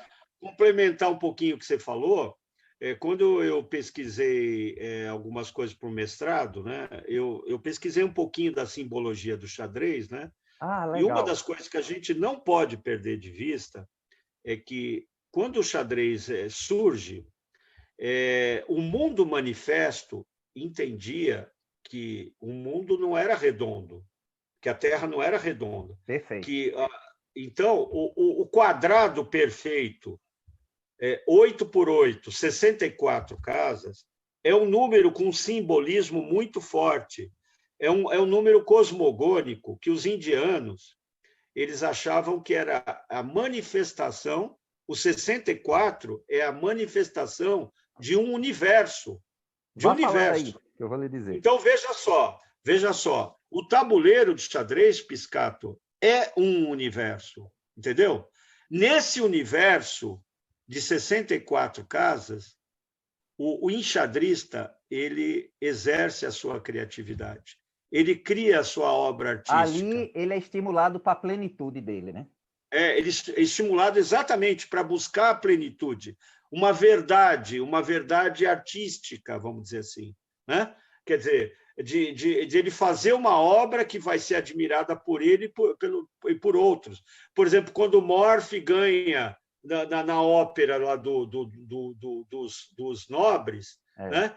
E dá aquele mate bonito, sacrificando a dama e dá o mate com torre em D8. Mate em D8, quer dizer, aquilo lá influenciou toda a história do xadrez.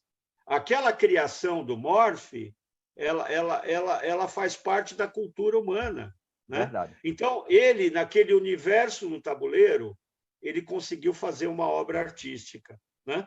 Então, é isso que eu acho que é a motivação que nós temos de estar envolvido com o xadrez uma vida inteira. Eu acho que é por aí. Tá certo. E outra coisa, viu, pessoal? Foi até bom que eu peguei esse livro para vocês verem como é rico. Quando ele falou um pouco da simbologia e um pouco, vamos dizer assim, entre aspas, porque o termo não é esse, mas do esoterismo do número 64, está aqui nesse livro de código dizendo o seguinte: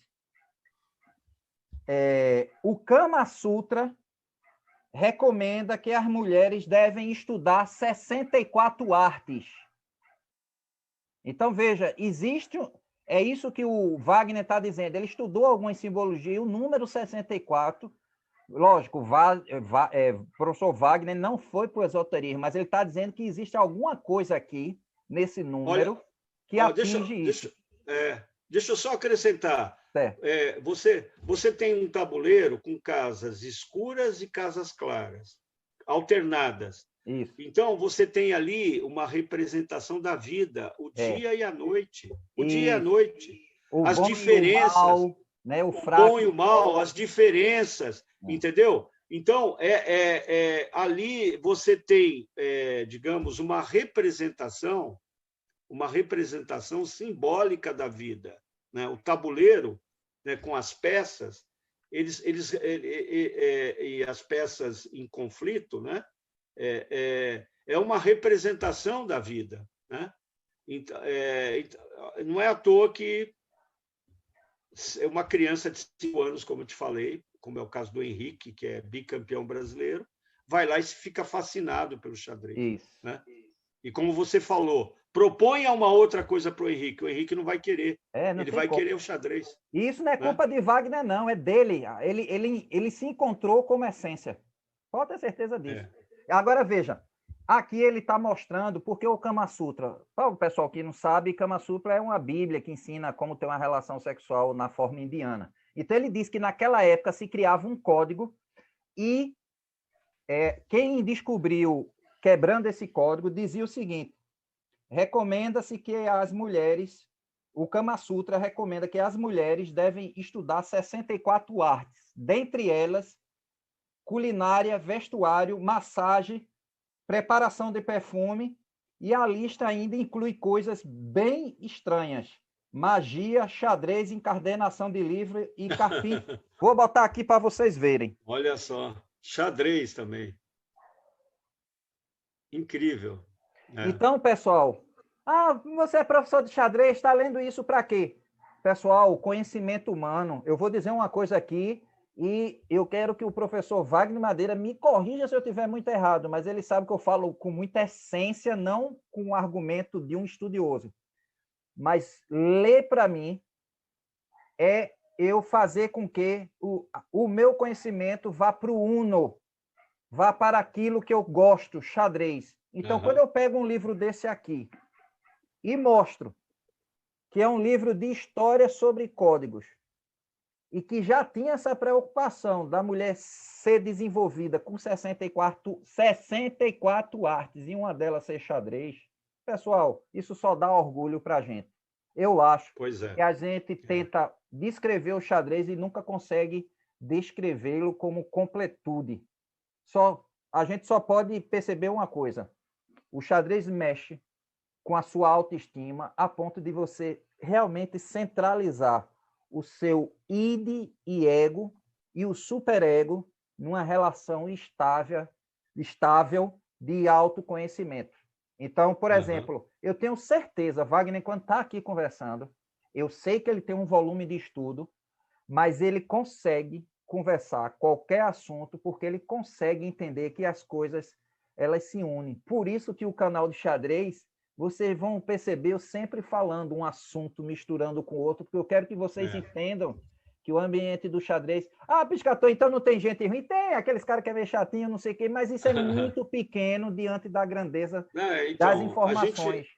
Então, Wagner, eu fico muito contente de você estar aqui, que eu acho que é o primeiro estudioso, assim, formado e tudo, tal. Quem está fazendo uma trajetória bonita dessa, só que não é acadêmica, mas assim, descobrindo bem os livros e explorando, é o Phil Gut. Quando sair a entrevista dele, você vai adorar, é um cara extremamente... Sim, eu conheço. Ele está encantado com Dostoiévski, então eu disse, está começando bem aí, está começando bem. Então, Wagner, é muito importante aqui, porque as pessoas percebem que você é um professor, tem seu compromisso, mas você tem um fio que você não vai cortar nunca, que é poder ajudar o xadrez. Eu soube do Sato, que o Veskov, mesmo trabalhando no banco, tem feito projetos de xadrez junto com o banco. Então, assim, sabe, Wagner, eu tenho o maior respeito com as pessoas do xadrez que demonstram carinho pelo xadrez, mesmo que seja colecionando livro, mesmo que seja jogando, ou sendo árbitro, ou apenas ser um apaixonado, porque eu até digo, na competição nós podemos ser os nós, por exemplo, eu e Wagner Madeira, na hora que entrar numa mesa, a gente quer ganhar um para o outro, não tem boquinha. Mas a gente se une porque aquela frase da FIDE ela é muito forte, gens una sumus, somos uma só família, né? Gens Sem vem de dúvida. genética e sumus somos. Então, quando a gente fala de xadrez, a gente esquece política, a gente esquece estresse, porque são assuntos livres de qualquer raiz, de qualquer tipo de presa de assuntos. Aqui uma criança pode dar um pitaco, aqui no meio do xadrez é um meio extremamente agradável e rico de linguagens, de leitura, de orientadores. É muito comum a pessoa feita o Wagner estar orientando, olha, não deixe de estudar, não sei o quê. Isso é uma coisa assim que é automático, automático. Eu acho até que a gente resgata a função do tutor na época mais antiga, né? De ser aquele cara que, além de ensinar, também orienta, tal. Então, Wagner, é muito bom. Eu acho que nessa linha do que você está falando, né? Eu que tive a oportunidade de estudar um pouquinho da literatura grega, né?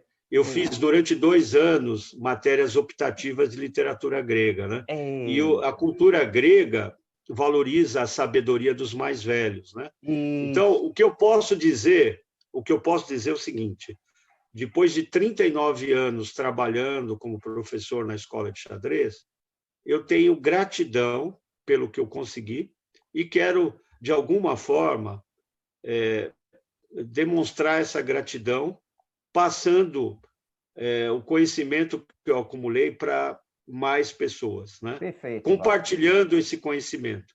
Então, esse é o meu propósito agora, o propósito do Nivaldo Freixeda, que foi meu primeiro professor, né? Nós estamos trabalhando juntos agora e queremos fazer disso vai dar certo. Um trabalho de referência aqui no Brasil, né? E que a Escola de Xadrez de Osasco possibilite, né, o aprendizado de xadrez para mais pessoas. É essa gratidão que a gente quer passar adiante. Ok. Agora vamos entrar no checkmate emocional. O checkmate Tá emocional, o legal. pessoal já sabe que já está Ah, perto de terminar. Então, o checkmate emocional, o primeiro momento é o seguinte, Wagner.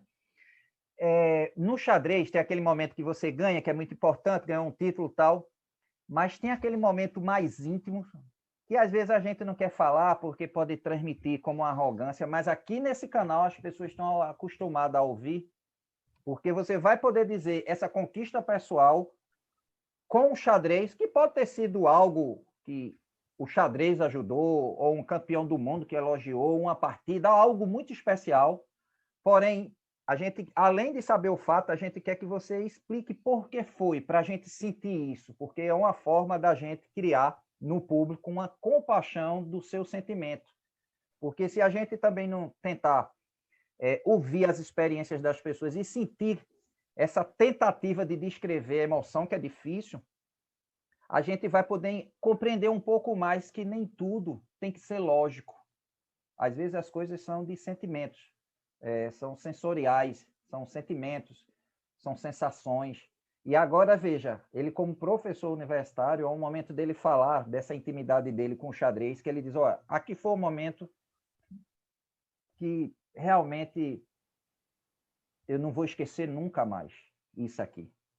E aí você diz um pouco como foi e depois a gente vai para a sua mensagem final.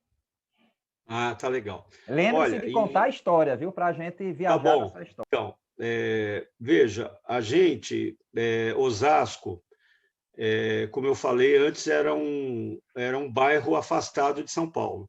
Aí se tornou cidade, emancipou em 62, e a gente era visto lá no Clube de Xadrez São Paulo, quando a gente ia lá em meados dos anos 70 e começo dos anos 80, como os provincianos, sabe?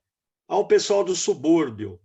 Chegou e a gente era tratado de uma forma depreciativa.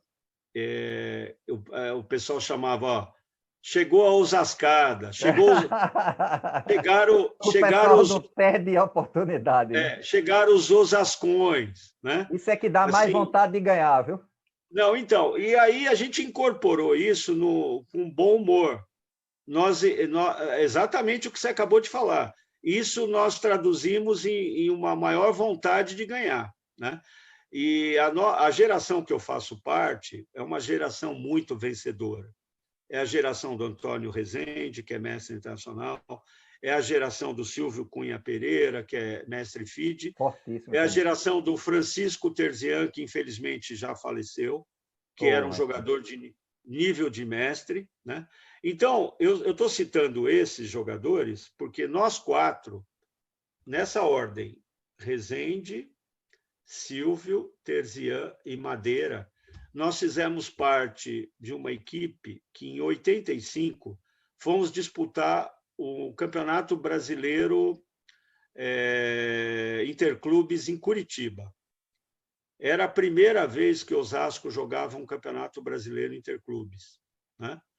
E chegamos na cidade, tinha uma matéria de página inteira de um jornal de Curitiba, dando como favorito, realmente era um favoritismo destacado, não tinha como contestar, a equipe da Refripar, que era patrocinada pelos refrigeradores Prosdóximo, né? Então, essa equipe tinha, no primeiro tabuleiro, o Sunier, segundo tabuleiro, o campeão argentino, o Barbeiro, que depois foi grande mestre, no terceiro tabuleiro, o Phil Good, que era mestre internacional, e no quarto tabuleiro, Alexandre Castro, que também tinha nível de mestre, o mineiro, né? Então, era uma equipe que tinha cerca de 300 pontos de rating para o seu espectador se situar acima de qualquer outro adversário no torneio. Na média. Era franca favorita para ganhar o título. E nós nos enfrentamos na terceira rodada. Osasco enfrentou a Refripar e nós ganhamos de 3-1 o match. Uau. E era para ser 3,5-5. O Rezende ficou ganho com o Sunier. O Rezende empatou com o Sunier. O Silvio ganhou do Barbeiro, Silvio Cunha. o Terzian ganhou do Phil Good e eu empatei com o Alexandre Castro. Pense numa alegria. Depois disso, nós não deixamos escapar o torneio, nós passamos à frente da Refripar com esse resultado e mantivemos à frente e ganhamos o campeonato, né? E aí, então, hoje a gente encara isso tudo com muito bom humor, entendeu, o Piscato? Porque foi um momento de superação de Osasco. Nós ganhamos de uma super equipe e, a partir dali, conquistamos um reconhecimento que só foi se aprofundando.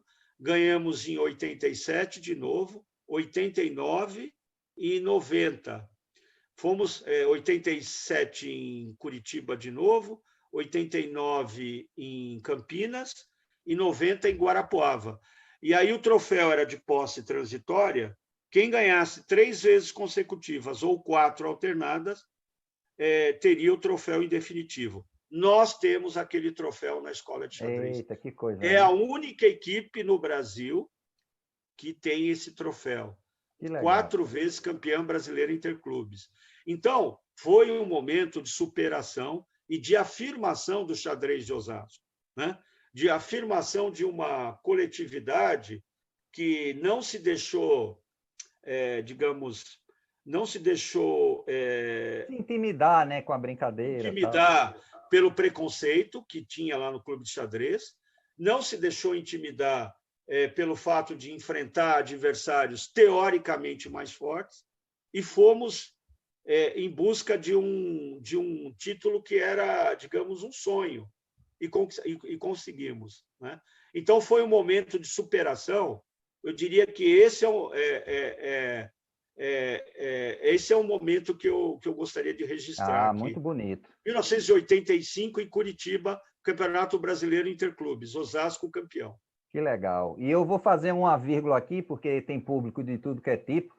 Lembre-se que quando ele está falando de preconceito, a gente está falando de um pré-julgamento, não é esse preconceito que a gente ouve hoje de botar o outro humilhando, não é isso não. E eu tenho certeza absoluta que vocês vão perceber na fala que quando a gente fala com muito feliz de uma vitória com um jogador forte, não pense que é um desprezo, não. Ao contrário. Não é. Muito pelo contrário, é o reconhecimento. Forte mesmo. Entendeu? É o reconhecimento. Então, no xadrez, vocês vão ver muito, assim, a gente dizer, fulano não me deu atenção, não sei o quê, aí eu ganhei, não sei o quê. Esse é um linguajar que ele não é depreciativo, isso é o nosso histórico, e pode ter certeza, entre os jogadores tem muito mais fraternidade, eu tenho certeza que quando eles ouvirem essa história vão rir, tudo, que era momento tudo mais jovem, tudo, e ambição e torneio, mas não existe rancor. Não, sem dúvida. Eu estou fazendo isso porque às vezes tem público que gosta, né? Não, então, eu estou contando essa história, Piscato, para deixar claro que foi um momento de afirmação. Com certeza. Dizer, naquele momento, nós tivemos a certeza que nós éramos capazes de nos superar e enfrentar adversários mais fortes. E isso nós levamos para frente, quando enfrentamos equipes com o Milos, com o Rafael Leitão, como adversários, nós sempre procuramos enfrentá-los, digamos, com dignidade, com espírito de, digamos, de superação, de tentar vencer honestamente no campo de batalha. Você está entendendo ali que é o tabuleiro de xadrez, né? Por quê? Nós percebemos que a nossa identidade como equipe de Osasco era forte e que nós poderíamos levar isso adiante. Eu acho que isso fez com que, até hoje, nós tivéssemos uma escola de xadrez, o reconhecimento da comunidade de Osasco. Nós somos reconhecidos como uma modalidade na cidade, uma modalidade de peso, você entendeu?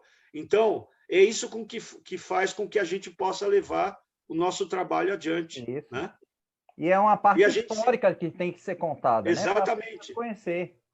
Então, e aí a gente tem que dar o crédito aos nossos antecessores, o Antônio França, Exatamente, o o respeito aos Adalberto mais velhos. Parreira, o Luiz Carlos Exatamente. Nogueira, o Paulo Rezende, o Edson Marques. Nós Isso. temos uma pleiade de enxadristas, de jogadores, de professores que criaram uma cultura no município de Osasco e a gente está continuando essa cultura, entendeu?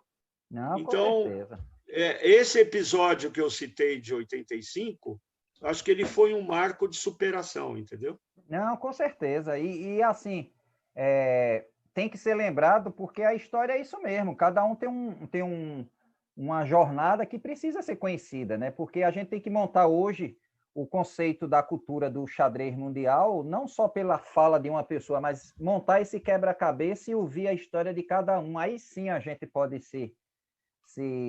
construir esse retalho, né? Fazer esse quebra-cabeça. Tá Então, certo. Wagner, é importante esse momento. E agora, mais importante ainda, que é o momento que você vai se eternizar, é você deixar a sua mensagem, que pode ser uma mensagem motivacional para todo mundo, pode ser direcionada aos enxadristas, pode ser direcionada aos pais na formação das crianças, pode ser relacionado à sua área de ler.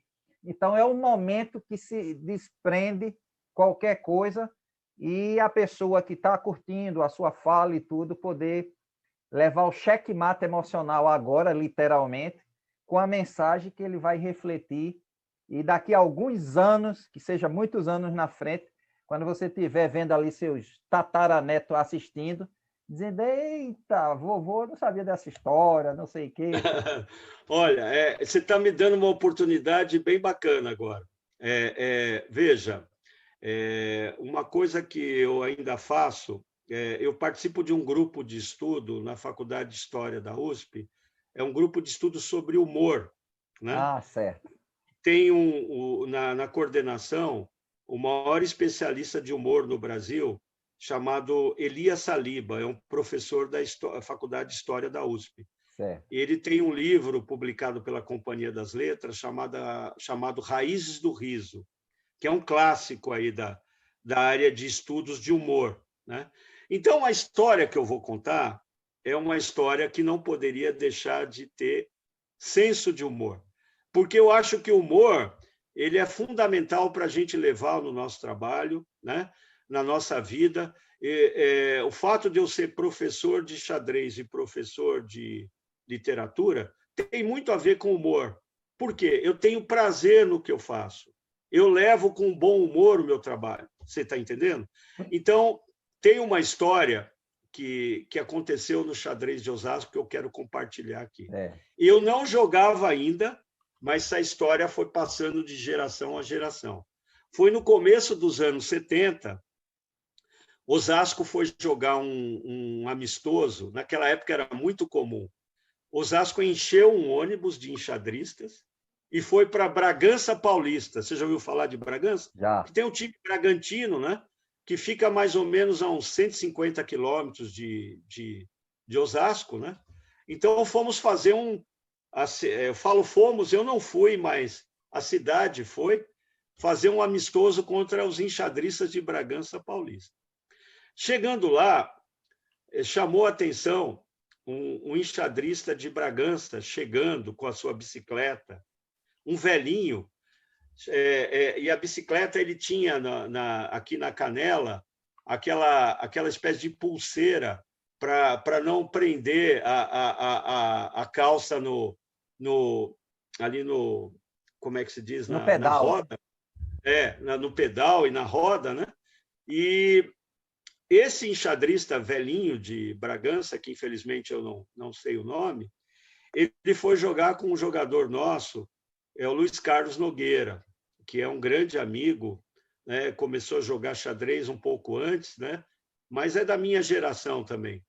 Aí o Nogueira está jogando com ele e o Nogueira ficou somente com o rei e o velhinho ficou com peão de torre, né? O que seria o peão de A, peão de torre da dama, né? E com o bispo de Casas Pretas, né? Então, a coroação era na Casa Branca, né? Então, é o que a gente sabe que é um final de empate teórico.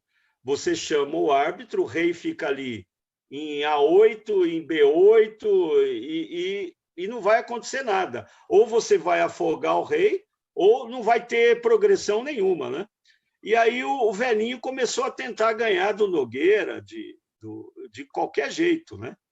E o Nogueira propondo empate e o velhinho não aceitava, até que o Nogueira chamou a arbitragem, né? E a arbitragem interpelou o velhinho, né? Falando assim, olha, isso aí observou ali, olha, isso aí é empate teórico, tal. E aí que vem o momento de bom humor. O velhinho falou assim, com aquele sotaque caipira paulista, né? Teoria, mas às vezes falha. Então, a gente traz essa história, conosco, né? Teoria, às vezes falha, mas por mais que ele tivesse enganado o velhinho, nós, a todo momento, quando nós jogamos xadrez, a gente quer, de alguma forma, acrescentar alguma coisa para a teoria, né? E, quem sabe, às vezes, a gente até contesta a teoria, mesmo com uma novidade teórica, né? Eu tive a felicidade, uma vez, de jogar uma novidade teórica e ganhar do Herman Cláudius no Internacional de Recife, que é o torneio que eu fiz norma. Naquele momento, o lance que eu joguei, um roque, era uma novidade teórica. A enciclopédia dava um dama B3 e eu joguei um roque, né? Pode não ser um lance fenomenal, mas foi uma novidade naquele momento. Então, quando nós jogamos xadrez, de alguma forma a gente quer dar a nossa contribuição, né? Então, essa história do velhinho é saborosa, porque ele estava lutando para ganhar, porque ele falou, estou com o peão e o bispo a mais, quem sabe aqui tem um ganho que eu não estou vendo, né? E a gente sempre Na vê... verdade, é uma ingenuidade e, ao mesmo tempo, uma uma ingenuidade. autenticidade na frase, né? Exatamente, autêntica. E a gente, quando a gente conta essa história, a gente ri, né? Porque é uma história que a gente usa nos pings, né? Ali em Osasco, nas partidas blitz, vira e mexe, vem teoria, mas às vezes falha, né? Virou um Então, chavão, né? eu Virou acho um que chavão. eu queria terminar a minha participação, né, com essa mensagem de humor, que eu acho que o humor é fundamental em qualquer área da atividade humana, né? Sejamos enxadristas, professores de xadrez, professor de literatura, o senso de humor, o bom humor sempre é bem-vindo, né? É verdade, Wagner. Pois é isso, pessoal. Muito obrigado, Wagner. Foi um deleite. Eu nem marquei o tempo. Depois eu vou te avisar quanto é que foi aqui.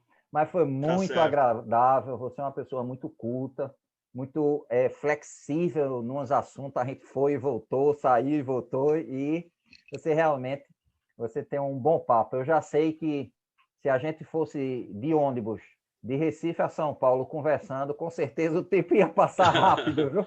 Só não sei se o pessoal que dormisse atrás do ônibus ia gostar de tanta conversa assim. Mas, Wagner, isso é muito bom. E que bom, eu fico feliz aí porque você se eterniza dentro de um ponto de vista bem diferenciado, que é xadrez e leitura na prática mesmo, né? Você conseguiu fazer... Eu tive essa felicidade de fazer duas escolhas. Você conseguiu duas fontes de águas eu com prazeres diferentes e que elas se dão bem na mistura. Que bom, que bom. E a vocês, ao público, agradecer a vocês. Muito obrigado pela atenção. E bote sempre isso. Xadrez é esporte, é cultura, é amizade, mas, antes de tudo, é uma atividade que ajuda você a pensar antes de agir. Então, reflitam. Muito obrigado pela audiência e aguarde nós entrevista. Tchau, tchau. Tchau, Wagner. Obrigado.